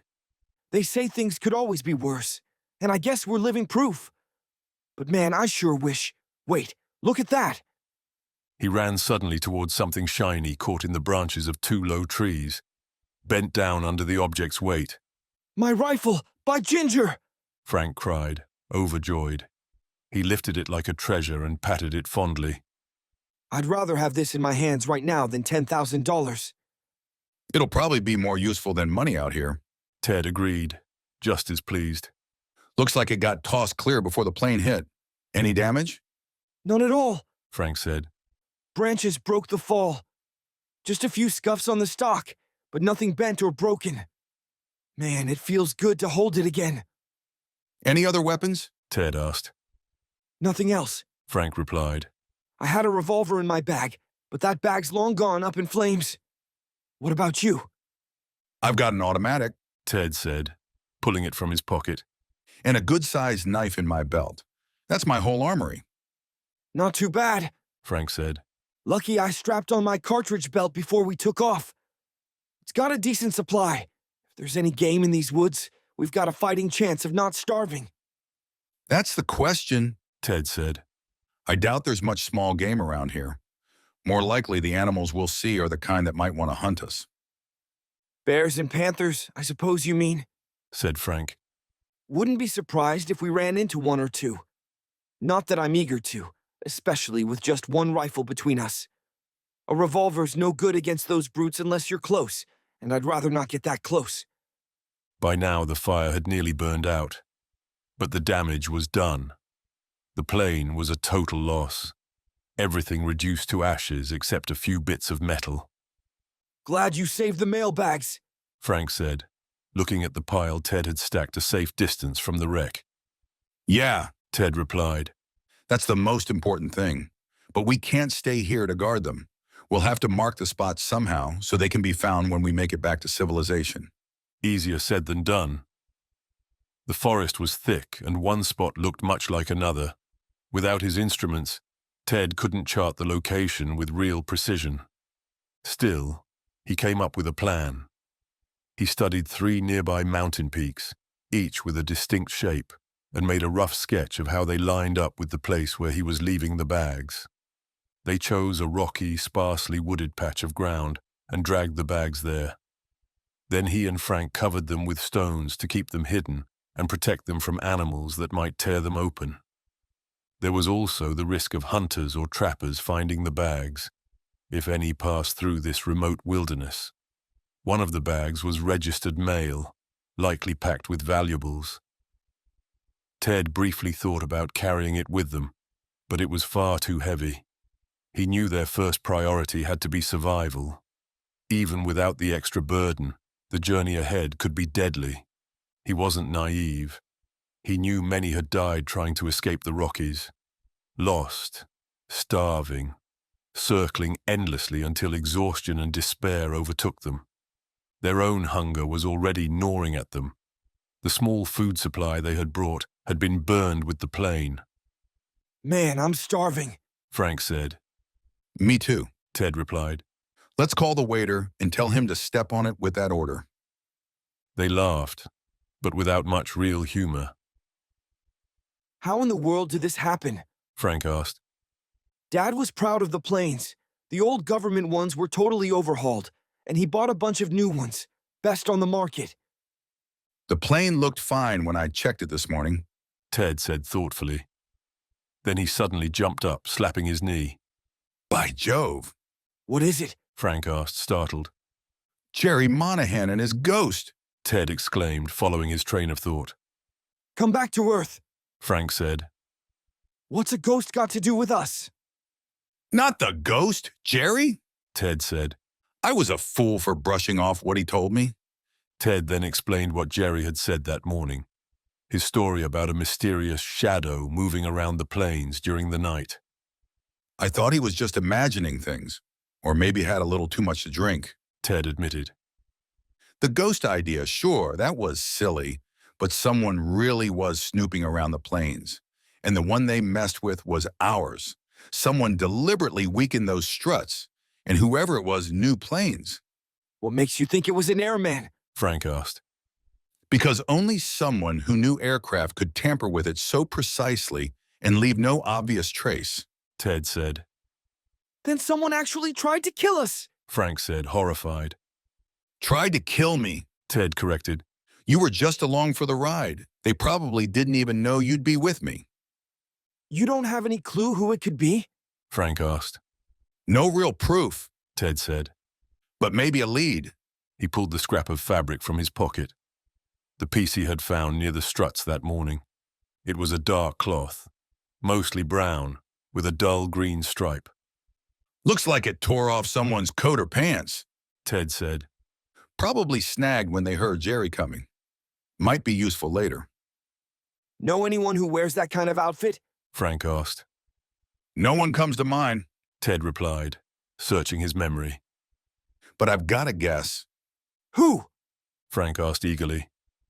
I won't say yet. It wouldn't be fair, Ted said.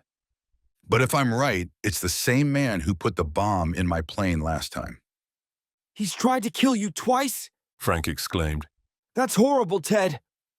Horrible is right, Ted agreed. The worst part is, I've never done anything to deserve his hate. I'm just in his way and he wants me gone. That's all there is to it. Tell me this, Frank pressed. Is it someone in our flying group? I can't even tell you that, Ted said. You might start guessing and suspect someone completely innocent. But if I ever get proof, you'll be the first to know. Well, here's hoping you catch him, Frank said. And that he gets what's coming to him. First, we've got to find a way out of here, Ted replied, scanning the terrain around them. Which direction do we head? Frank asked. Seems like a toss-up to me. No matter which way we go, it's pure chance. I say we head for the top of that nearest peak, Ted suggested.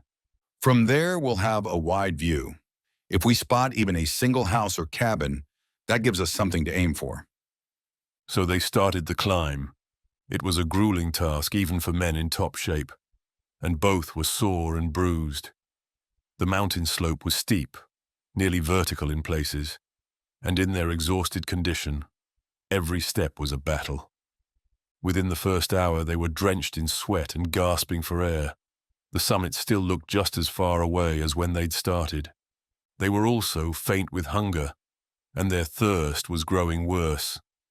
Ted had only a little water left in his canteen, and no idea when he could refill it, so they rationed it carefully, just enough to moisten their lips, and pressed on. They climbed steadily, sometimes having to make long detours around impassable cliffs. Again and again, they were tempted to collapse and rest, but the setting sun pushed them onward. They had to reach the top before darkness closed in.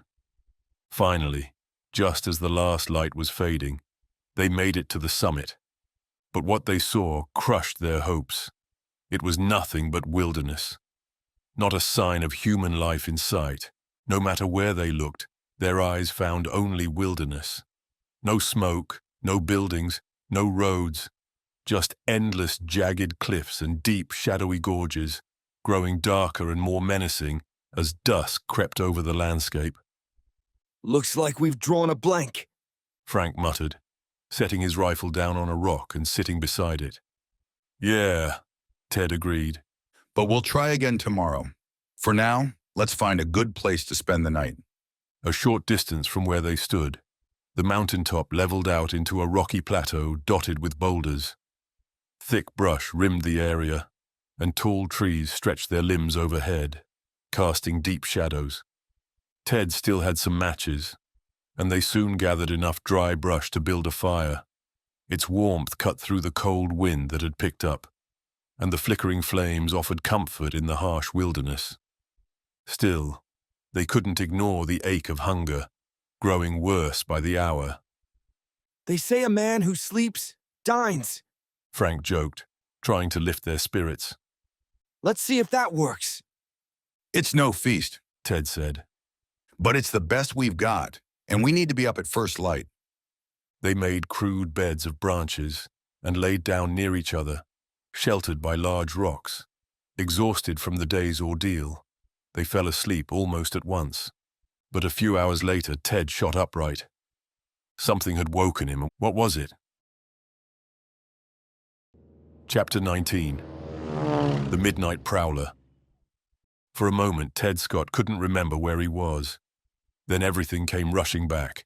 The crash, the mountain, the fire, and the rocky plateau. And then he heard it again.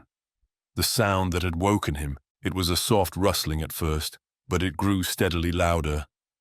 Something big was moving through the brush, pushing aside branches with slow, steady footpaws.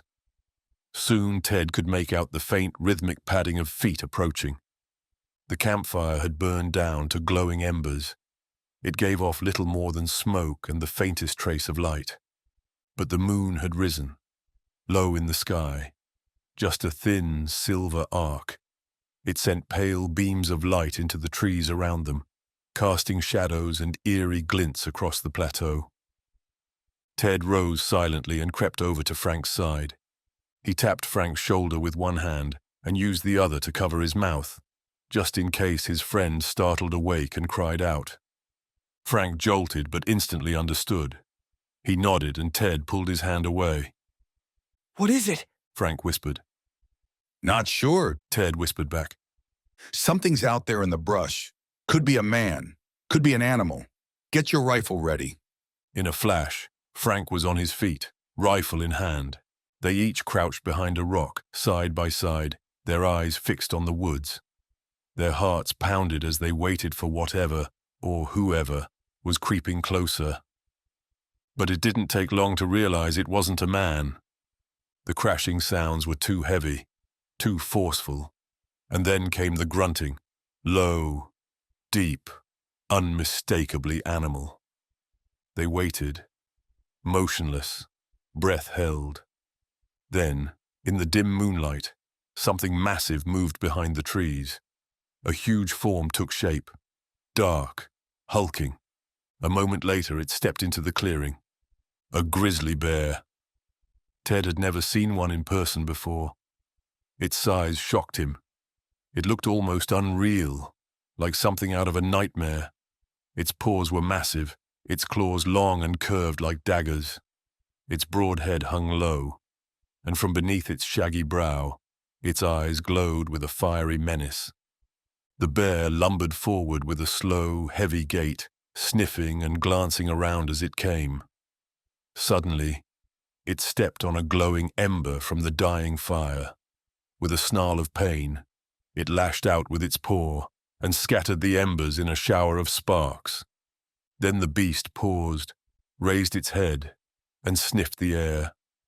The breeze was blowing toward it, carrying the scent of Ted and Frank. Immediately the bear's fur bristled and a low growl rumbled from deep in its chest. It started toward their hiding place with a threatening, deliberate pace. Crack! Bang! Frank's rifle and Ted's revolver fired at the same time. The bear reeled, staggered slightly, and gave a deafening roar. They'd hit it, but not hard enough. Enraged, the creature charged. With terrifying speed, it reached Frank first. One massive swipe of its paw knocked the rifle from his hands just as he was preparing to shoot again. The bear reared up on its hind legs, ready to crush him. But Ted fired again, striking the bear in the shoulder. The grizzly turned its fury on Ted. Ted shot once more, but it wasn't enough. The beast charged. Ted turned and ran. He crashed into the underbrush, the bear thundering behind him. He could hear its growls, feel the heat of its breath. It was that close. He ran blindly, dodging trees, stumbling over roots, crashing through vines that clawed at him. The bear, impossibly fast, stayed close behind, roaring and panting. Frank, having recovered his rifle, ran after them both, desperate to get a clean shot. But the chase was too tight. If he fired, he might hit Ted. Ted zigzagged through trees, using every obstacle to slow the bear down. He was smart and quick, but exhaustion was winning. His lungs burned, his limbs felt like lead. One more shot, then nothing. A low branch tore the revolver from his hand. He couldn't stop to pick it up. The bear was too close. Then, bang! Frank fired again. The bear flinched, but still it came on. Ted was finished. The beast was within 6 feet. One more second and he'd be in its grasp. He knew what that meant. A crushing embrace. And then those deadly claws. He reached for his knife, but his hand found something else. Something he'd forgotten he was carrying. His very pistol. Airmen always carried them. Signal pistols for emergencies. Firing red or green flares bright enough to catch attention from miles away. It wasn't a weapon, but maybe, just maybe. In one desperate motion, Ted turned and fired the very pistol straight into the bear's face.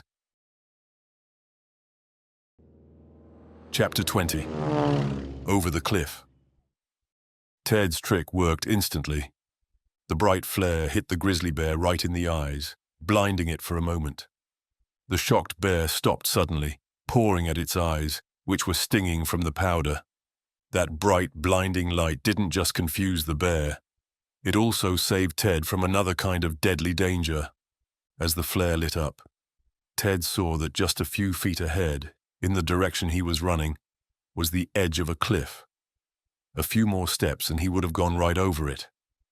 The sight made him catch his breath, but it also gave him an idea that might save him from the bear. The bear was starting to recover from its fright. With angry growls and drooling jaws, it charged at Ted again. Ted ran straight toward the cliff until he was just 10 feet from the edge, the grizzly close behind. Then he suddenly turned sharply to the right and fired another flare from his very pistol. The new flash of light again blinded the bear, and it didn't see the danger right in front of it. Its wild charge took it right to the edge. Too late. It realized what was happening and tried to stop. But it was going too fast.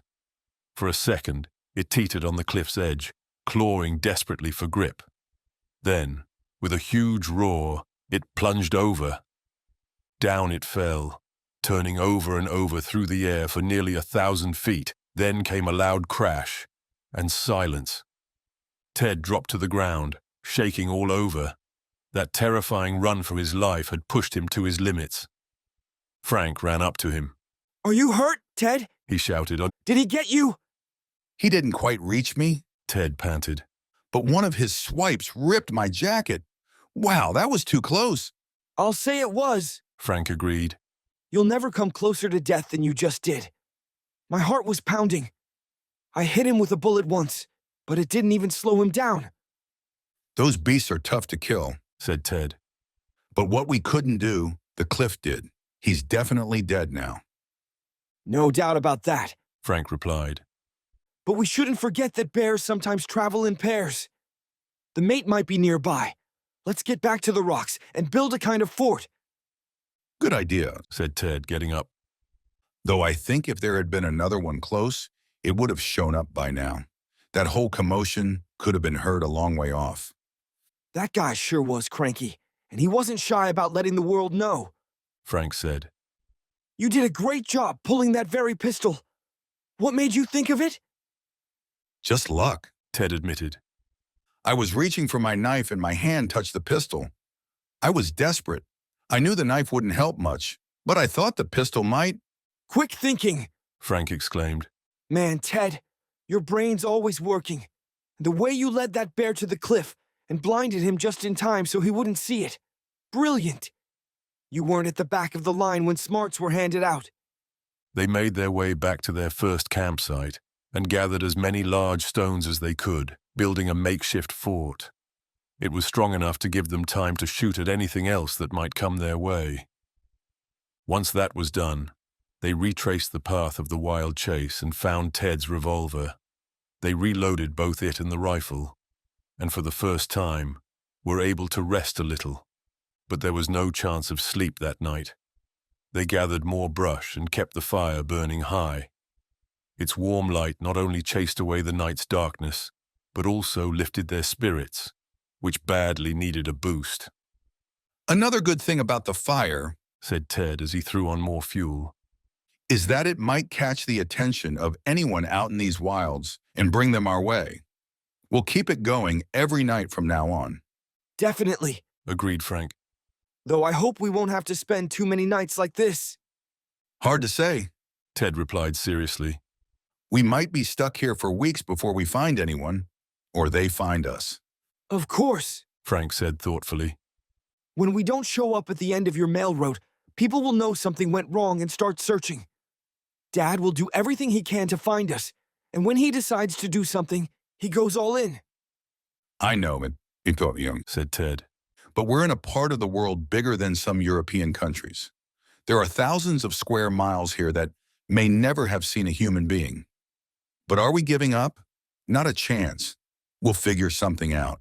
"If we only had something to eat," Frank murmured. "I'm as empty as a drum." "We might have to tighten our belts a lot," Ted admitted. "Man, if only we'd managed to shoot that grizzly dead. Right now, we could have a juicy bear steak sizzling over the fire." "Don't talk like that unless you want to drive me crazy," begged Frank. "But say, do you think we might find the bear's body in the morning?" "Maybe," Ted replied. "If we do, our food problem will be solved. We'll search carefully. If we find it, we can cure a lot of the meat and carry it with us." But when morning came and they looked down the cliff, that hope quickly faded. The drop was terrifying, so deep they could hardly make out anything at the bottom. Though they were sure the bear was down there, they couldn't see any sign of it. Ted shivered as he thought how close he had come to falling over the edge himself. "Nothing doing there, I guess," Frank said, stepping back from the cliff. "No," agreed Ted. "It'd take us all day to find a way down, if there even is one, and by then the bear would be picked clean. Look." He pointed skyward at a tiny speck that grew larger as it came closer. A buzzard. More soon appeared, circling downward. The big birds spiraled lower and lower, led by their sharp sense of smell, until they disappeared below the cliff. "That's our answer," Ted said grimly. "We fed the buzzards. In half an hour, nothing will be left but bones. It was a grim thought, and both of them silently wondered if the birds might one day feast on them. But they pushed the thought aside and turned their attention to the problem at hand. Before doing anything else, they each took a small sip from the precious canteen, just enough to moisten their dry mouths. The sun came up brightly, helping them figure out the cardinal directions. But since they had no idea where they were, knowing north from south didn't help much. Any direction might lead them to help, or deeper into trouble. Still, to avoid wandering in circles, they decided to head generally northwest, sticking to that route as much as the terrain allowed. As the sun climbed, their thirst grew worse. Every couple of hours they wet their mouths with the canteen water, careful not to swallow, just enough to ease their parched throats. On they trudged, scanning the landscape to the right and left with desperate eyes, hoping to spot any kind of game. But the land was empty. Not a sign of animal or man. Even a squirrel would have felt like a gift from heaven. But nothing stirred, and their hopes sank lower as their bodies grew weaker. Now and then, they looked up at the sky, hoping for a glimpse of an airplane. It was a slim hope. No planes regularly flew this route, except the one that had crashed. And even if a plane did appear, it was almost impossible for a pilot to spot two tiny figures on the vast landscape below. By noon, they were gasping for breath. They had walked for miles, mostly climbing one mountain and descending another, which meant they hadn't really gotten very far from where they'd started, measured in a straight line. "I've got to rest, or I'll collapse," Frank muttered, dropping under the shade of a tree. "Same here," Ted agreed, lying down beside him. "We'll rest for an hour, then move on." Hunger gnawed at their insides. Their hearts were starting to race with fever. Lines of strain creased their faces, and their eyes, bright with exhaustion, stared out from sunken cheeks. The thought of food, any food, was turning into an obsession. They would have traded everything they owned for just one slice of bread. They were too tired and discouraged to speak. Frank lay on one elbow, lost in dark thoughts. The rifle rested between them, a bit closer to Ted. Ted turned his eyes from the horizon to say something to Frank, but the words froze on his lips. He had just seen something that filled him with horror. His blood ran cold. He could feel the hair on his head standing up in fear. Chapter 21. The Rattler. Just a few feet from where Frank Bruin lay, and almost behind him, was a heap of what looked like a coil of old, mildewed rope. Ted had noticed it earlier, but hadn't paid it any mind. Now that rope was moving. Right before Ted Scott's horrified eyes, the mass began to shift and rise. A triangular head appeared, its eyes glowing like tiny sparks of fire. "Don't move, Frank. Don't even twitch," Ted said in a tense, low voice.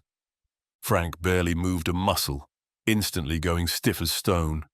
It said a lot about his courage that he froze at once without knowing why. "I'm going to shoot," Ted murmured. "Whatever happens, don't move." Ted's hand crept silently toward the rifle. Slowly, so slowly it seemed to drift on its own, he lifted it to his shoulder. Frank watched him, sweat pouring down his face. He knew he was in serious danger, though he didn't yet know what kind.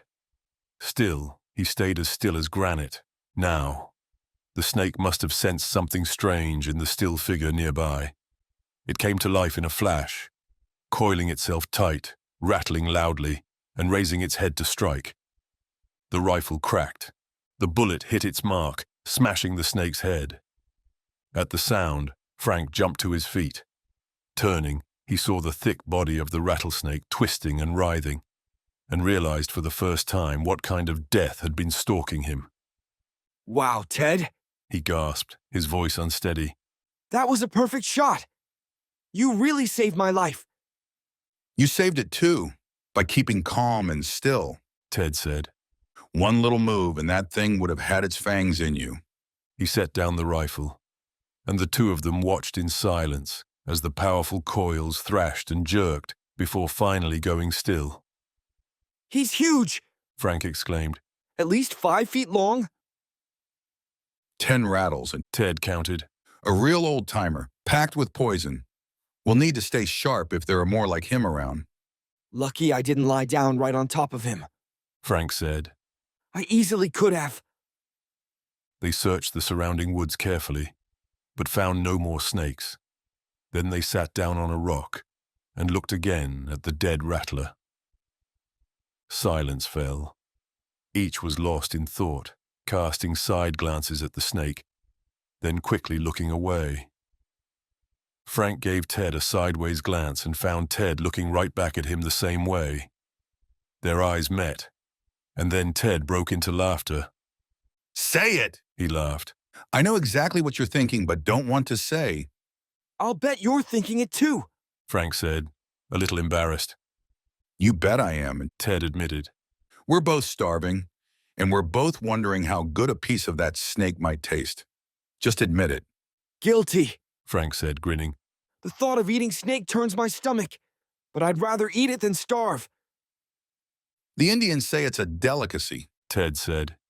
Tastes a lot like eel, they say, and right now we can't afford to be picky. This is the only food we've seen in 2 days. No point in letting it go to waste. What do you think? Frank answered by pulling out his knife. You build the fire, he said. I'll cut up some steaks. We can close our eyes while we eat. Maybe that'll help us get it down. In a few minutes they had a fire going strong, though they felt a strong dislike for what they were about to do. Hunger drove them to roast pieces of the snake over the flames. As the meat cooked, the smell hit their nostrils, and it smelled surprisingly good. Their hesitation quickly vanished. They took their first bites cautiously, but within seconds they were devouring it. To their surprise, it tasted almost exactly like eel.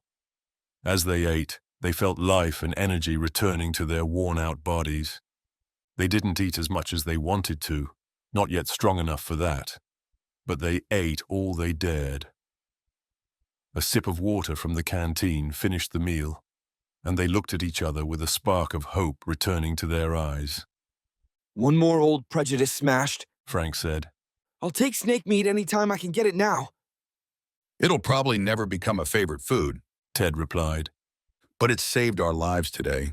Beggars can't be choosers. And to be honest, it tasted pretty good. We'd better cut up the rest of that snake and roast it to take along. It was good advice, and they followed it, carefully saving the edible parts for later. With their stomachs fuller and their spirits lifted, they moved on. All afternoon they pushed ahead, sometimes walking under trees, sometimes in the blazing sun, but they saw no sign of people. The land looked as if it hadn't changed since the world began. Their hunger had eased, but thirst was becoming unbearable. They searched eagerly for cactus, knowing it held water, but found none. Though cactus was common on the desert, it didn't grow in these high mountains.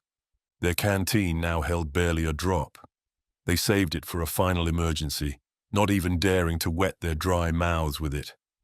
Their bodies burned with heat. Their lips were cracked, their tongues swollen and dry. They could hardly speak. They were in agony. How much longer they could go on before collapsing into delirium was a frightening question. Night finally came and found them utterly worn out. They collapsed beside a dry gully that had once been a stream bed. Now, not even a hint of moisture remained, not a drop, not even damp mud they could squeeze for water. Still, they had food, which eased at least one of their desperate needs. We're going to go crazy if we don't find water soon, Frank muttered hopelessly. I feel like I'm drying up.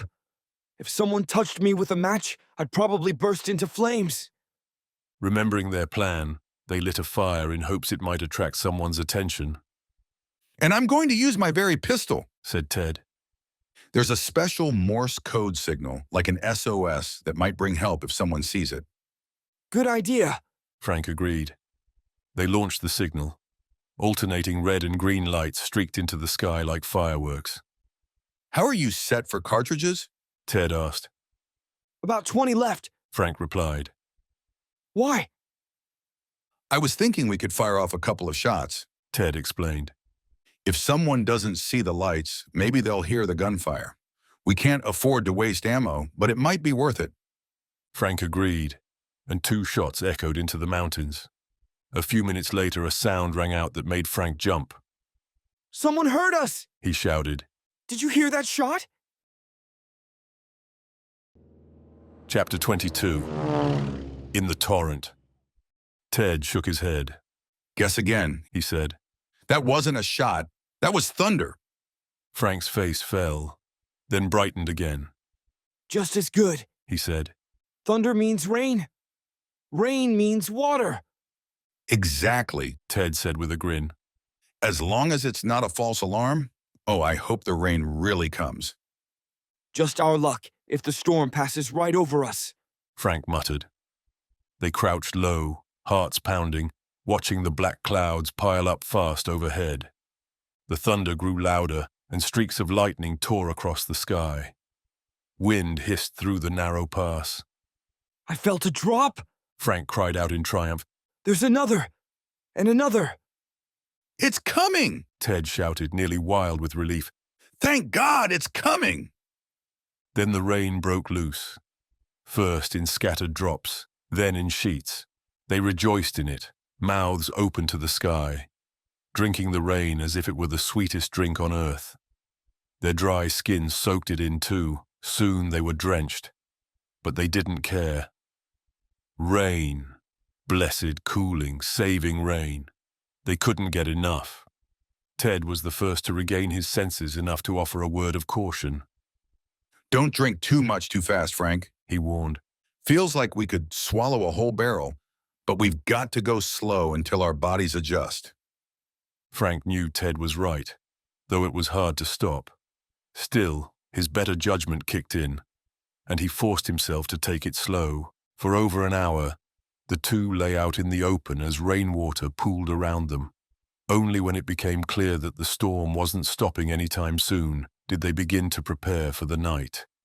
They filled their canteen with the precious water, wishing they had more containers, but they consoled themselves with the thought that by morning there would be plenty of rain-filled hollows they could use, so the canteen could be kept untouched for emergencies. They found a bit of shelter beneath an overhanging rock on the cliffside. After wringing out their soaked clothes as best they could, they lay down in them and tried to sleep.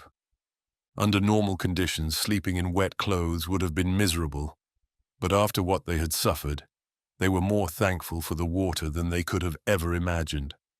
The patter of rain on the rock above them was the last thing they heard before sleep overcame them. Exhausted from the ordeal, they slept more deeply than usual. Hours later, Ted Scott felt himself being dragged out of a deep, dark sleep. He resisted, wanting nothing more than to drift back into unconsciousness. But the sound pulling him back was growing louder. What started as a distant growl rose to a deafening roar. Startled, he jumped to his feet. It wasn't a dream. It was real. A raging torrent was rushing through the gully beside them. A cloudburst higher up the mountain had sent a flood roaring into the dry riverbed. Now the stream was overflowing its banks, water racing with terrifying speed. Already it was swirling around Ted's feet. Within seconds it was up to his knees. He dashed to Frank, who had been sleeping on a slightly higher patch of ground, and shook him hard. What's wrong? Frank mumbled, half asleep. Plenty, Ted shouted. Get up, fast! You'll drown if you don't move. Frank sprang up, wide awake now. It's a flash flood, Ted yelled. We've got to climb, now! But that was easier said than done. The gorge was narrow, and the cliffs around them were steep, almost vertical. The water was already at their waists, tugging at them, threatening to drag them into the raging current. They scrambled to a spot on the cliff where some shrubs jutted out, hoping they could climb using the branches. But the storm had loosened the roots. The shrubs tore free in their hands, and they fell back into the flood. now nearly up to their necks. Again and again they fought to climb above the rising water. They could no longer trust the shrubs. Each one gave way at the slightest pull. They turned to the cliff, digging their fingers and toes into its narrow cracks. But the rock was slick, the hold small and treacherous. Their legs were scraped, their hands torn and bleeding. Again and again, they were ripped from the wall and hurled back into the churning flood. Now there was only one option: swim, or at least try to stay afloat. They were tossed about like twigs in a stream, dodging stumps and logs that surged alongside them. They had no idea where the current might take them. For all they knew, it could hurl them over a cliff to certain death. They struggled to stay close to each other, but the force of the water pulled them apart. Soon they lost sight of one another. They shouted, but the roar of the torrent drowned out every sound. It had become a raw fight for survival. Both were strong swimmers, but that skill meant little in such a violent current. They couldn't steer. They were helpless, carried like driftwood. All they could do was keep their heads above water and hope. In the chaos, Ted Scott managed to keep calm. Again and again, he narrowly avoided being struck by flying debris. One log, if it hit just right, could end it all. But his strength was fading, his lungs were burning, his breathing ragged. Suddenly, a tree torn from the earth by the flood swept past him. Its long branches caught Ted and wrapped around him like coils. It felt like a snake was crushing him. He fought to break free, but then something smashed into him with the force of a hammer, and then everything went dark.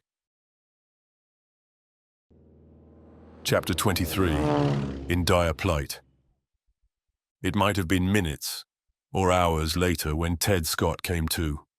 He slowly woke up to find his body submerged in water up to his shoulders. Instinctively, he tried to press his feet downward to find the bottom, but there was nothing solid beneath him, and he had to stop. His head throbbed with pain. His hair was soaked and stuck across his eyes. He reached up to brush it away and realized his arms and shoulders were tightly wedged between two rocks. He tried to piece together what had happened before he blacked out. He remembered struggling in the tree's branches. Then came the hard blow to the head, and after that, nothing. But where was he now? And how had he ended up there? As the fog in his mind cleared a bit, he realized the current must have swept him into a narrow space between two rocks. They'd caught him just right, keeping him partly upright, his head resting above the surface on the side of one rock. That lucky positioning had saved him from drowning. He looked up. The sky was clearing. The rain had stopped, and dawn was breaking. He guessed he had been stuck there for quite some time. A sharp ache hit his chest as he thought of Frank. What had become of him in that wild night of flood and chaos? He gently worked his right arm back and forth until it came free. Then, by turning to one side, he freed the other. With both arms loose, he was able to lessen the pressure on his shoulders and finally push himself free from the rocks, gripping them tightly for support. He saw that the rocks were on the edge of the gully, the same one that had turned into a river overnight. The flood had gone down a lot by now, and a narrow trail along the bank was visible again. With great effort, Ted dragged himself out of the gully and collapsed onto the trail. He lay flat on his back, trying to gather his strength. Little by little, life returned to his limbs. He moved his arms and legs, checking for damage. To his deep relief, nothing seemed broken. He got to his feet and tried walking. At first he could only hobble, but his unbreakable will pushed him forward, and soon he was managing a slow but steady pace. All he could think about was finding Frank, dead or alive. Deep down, he feared the worst. He didn't know which direction to search. Had Frank been lost before him, or had the current dragged him farther downstream? Betting on the chance that Frank might have been left behind, Ted started back upstream toward the spot where they had camped the night before. He searched every inch of the stream and its banks, but saw no sign of his friend. With a groan at the wasted time, he turned around and headed back downstream. His strength was returning now, and he made better progress. He passed the rocks that had saved his life and kept going. For 2 more miles he struggled on, every turn filling him with dread that he might come upon a waterfall and the end of all hope. But then, rounding a bend, his heart leaped. Lying beside the stream was a man's body. With a shout, he broke into a run. As he neared, he saw the figure stir, lift itself slightly on one elbow, and try to call out, but the voice didn't carry. No matter, Frank was alive. Ted rushed to him, dropped to his knees, and hugged him tightly, tears pouring down his cheeks. Frank! Frank! He cried. Thank God I found you. Are you hurt? Kinda banged up, but still kicking, Frank replied with a pained grin. The river dumped me here, but I think I did something to my ankle. I've been worrying sick about you. Wanted to come find you, but when I tried to stand, no dice. I don't know if it's broken or just sprained, but I can't walk on it. Ted gently examined the ankle. It's not broken, he said with relief. But it's sprained and pretty swollen. Rest and a few days off, it should do the trick. He helped Frank into the bushes, made a bed of branches, and tended the injury, bathing it, rubbing it carefully, and wrapping it with a strip of his shirt. Feel better now? He asked. Much better, Frank said. But it's tough luck to be laid up now. Things were bad enough without me becoming a burden. Don't talk that way, Ted replied cheerfully. The important thing is you're alive. Now your job is to rest and get better. We'll manage the rest somehow. But we've got no weapons, unless you've still got your revolver, said Frank. My rifle's gone. Mine too, Ted replied. The flood ripped it right off me, but I still have my knife. Don't worry about anything. Just get well. This is my job now. But Ted knew deep down that the task ahead was anything but easy. First and foremost, they needed food. Water was now plentiful, so thirst wasn't a concern. For now. But they didn't have a single bite to eat. Even the last of the snake meat had been lost. There was a chance of fish in the stream, so Ted fashioned a hook from a bent pin and used worms he dug up for bait. He spent most of the day trying to catch something, but no fish took the bait. Either there were very few fish, or the muddy water made it impossible for them to see the lure. In one slow-moving part of the stream, Ted found the drowned body of a squirrel. Though it was unpleasant to eat an animal that had died that way, they had no choice but to set aside their scruples. It was better than starving. Luck improved slightly over the next 3 days. Ted caught a few small fish that helped ease their hunger, but then came 2 more days with nothing at all to eat, forcing them to survive on leaves and tree bark. By the 6th day, they looked so thin and worn that even their closest friends wouldn't have recognized them. No weapons, no food, almost no hope. Chapter 24. Rescue. The only bright spot in their situation was that Frank's ankle had healed enough to support his weight. With the help of a stick as a cane, he could hobble along. We'll get out of this tomorrow, Frank said on the evening of the 6th day. Staying here means certain starvation. I can manage now, even if it's slow. Right, Ted agreed. We'll take it easy and rest whenever you need to. I think we should follow this stream. It might flow into a river or lake. At least we'll have water and as good a chance of finding help as anywhere. They started at dawn to avoid the heat. Their progress was slow, not only because of Frank's weak ankle, but because both were so weak they couldn't move fast. But moving was better than staying still, and their spirits lifted with every mile. They noticed the gully grew wider as they went, like it had once been a large riverbed. That gave them hope. The river probably led to a bigger body of water, unlikely to be landlocked. After many rests for Frank, they pressed on until near noon. Just as the riverbed turned sharply right, Ted spotted a hawk flying low overhead. If only we had your rifle now, he said, watching the bird closely. Yes, Frank agreed. it's frustrating. Wait, what's that? A sharp rifle shot broke the silence. The hawk stopped flying and dropped nearby in a flutter of feathers. Forget the hawk, Ted shouted excitedly as Frank bent to pick it up. Let's find the man who fired that shot. They hurried toward the bend and saw a large body of water where the stream emptied. Their hearts soared when they spotted 2 large canoes near the shore, manned by about 6 men, one still holding a smoking rifle. The men shouted in surprise at the sight of the 2 ragged, exhausted figures rushing toward them, waving wildly. In a moment, the canoes turned toward the shore, and both parties reached the bank almost at the same time. A tall, dark-skinned man who seemed to be the leader and still carried the rifle, jumped ashore and strode toward them. Frank stopped suddenly when he saw him. Come on, urged Ted, reaching out to support him. Why are you hesitating? That's Prentice, Frank growled, his face darkening like a storm. You know, the man who stole Bessie Wilburton from me.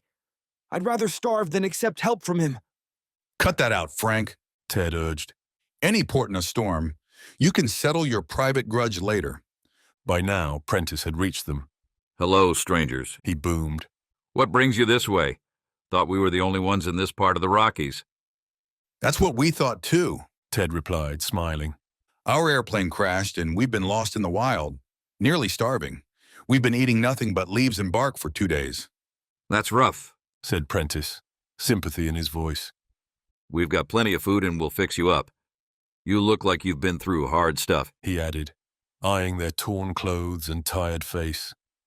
Like something the cat dragged in, Ted agreed with a grin. Here's your hawk, he said, handing it to Prentice. We were just wishing for something to eat when we heard your shot. We'll give you better than that, laughed Prentice, taking the bird. Come along and I'll have the cook fix you something. By the way, I haven't introduced myself. I'm Prentice. I'm surveying some lumberland nearby. Glad to meet you, Ted said, while Frank stayed silent. I'm Ted Scott, and this is my friend. He stopped short. The name seemed to shock Prentice like an electric shock. Not the Ted Scott who flew to Paris? He asked in disbelief. Yeah, Ted replied. And my friend here is... Hey, you fools, Prentice called to his men. Come meet the man who flew the Atlantic.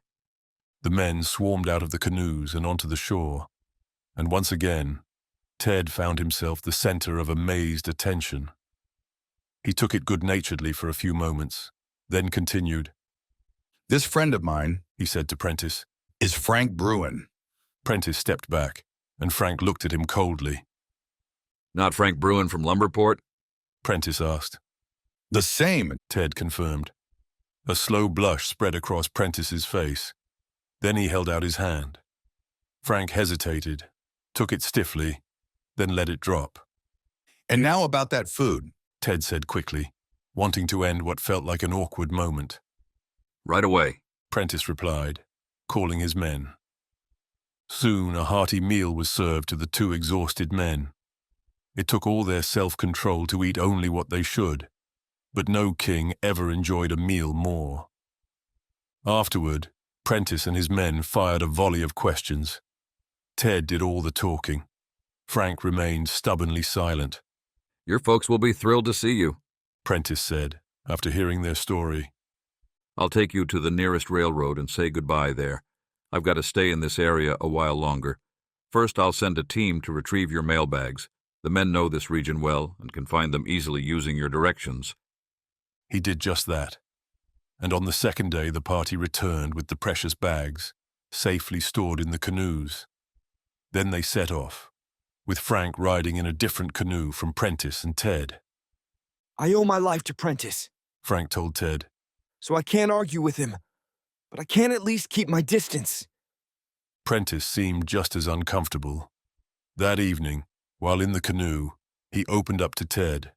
Your friend Bruin is pretty sore at me, Prentice said. How do you know? Ted asked, curious. I just know, Prentice admitted.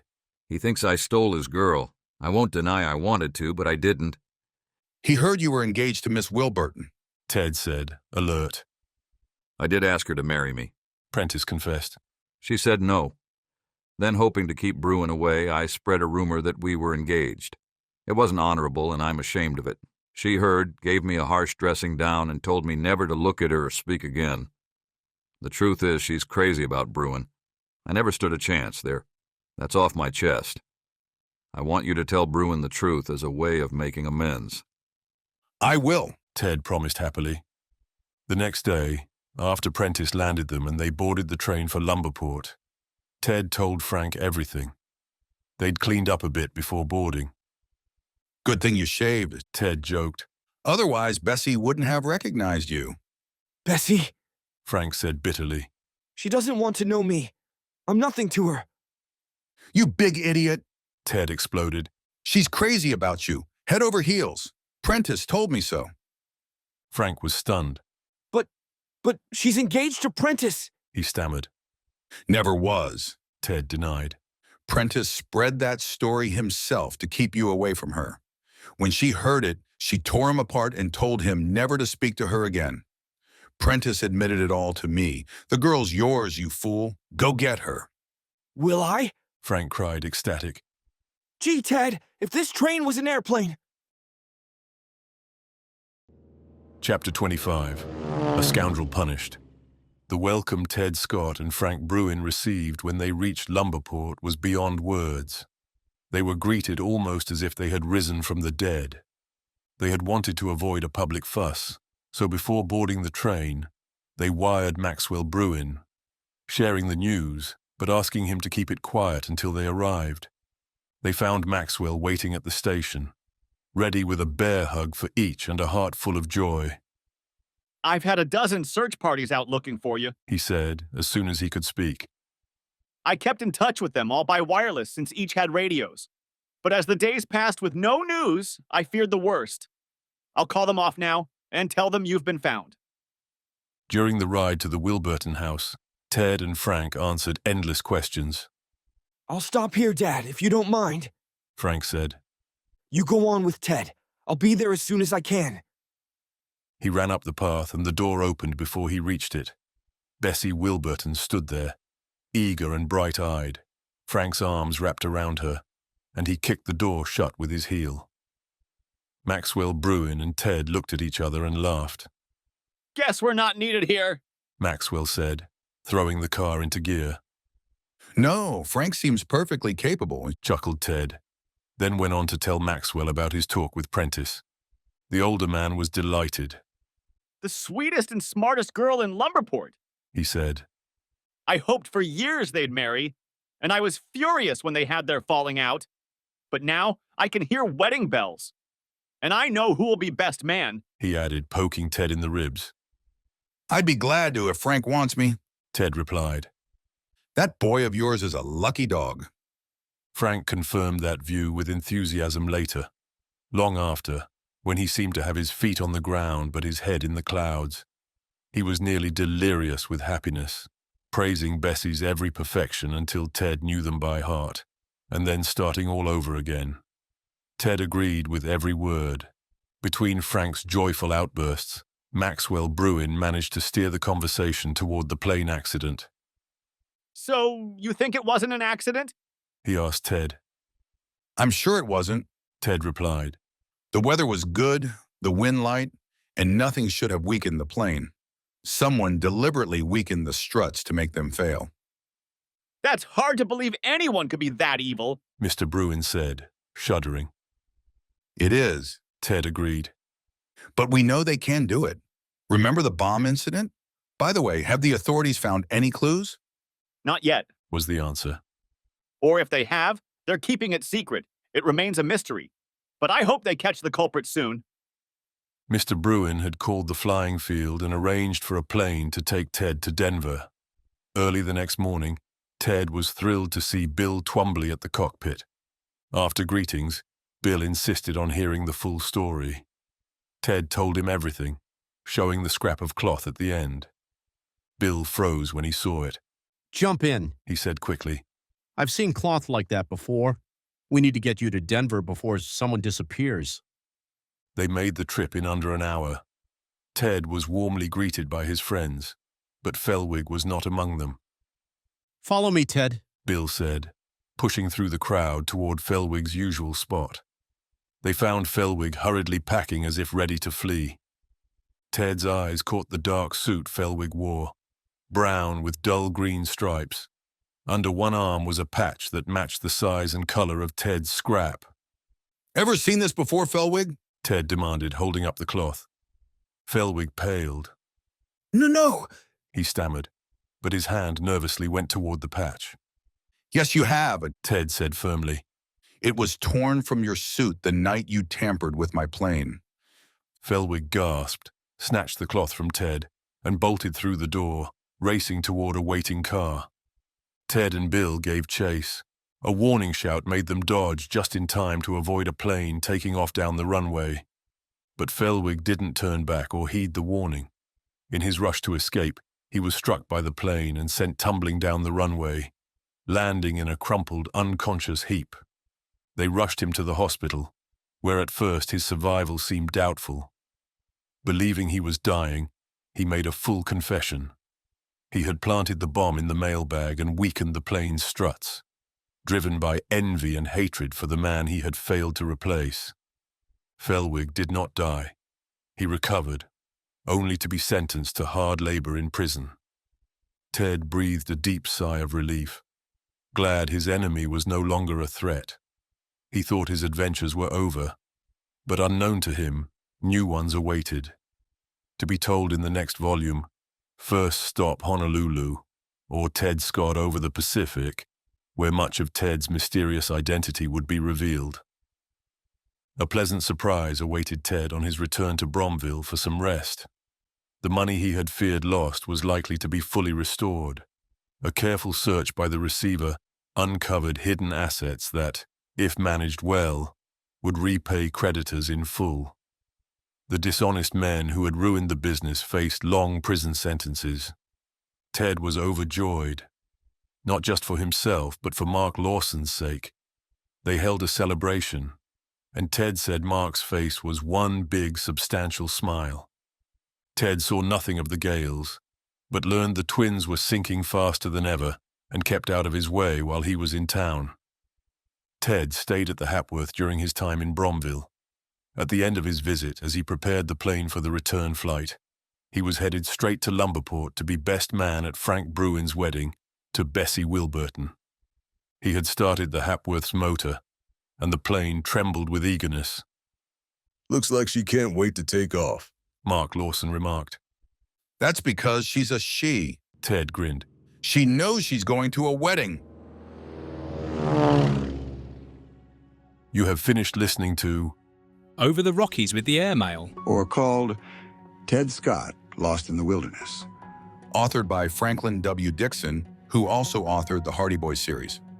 Audiobook produced by BodeeBooks.com.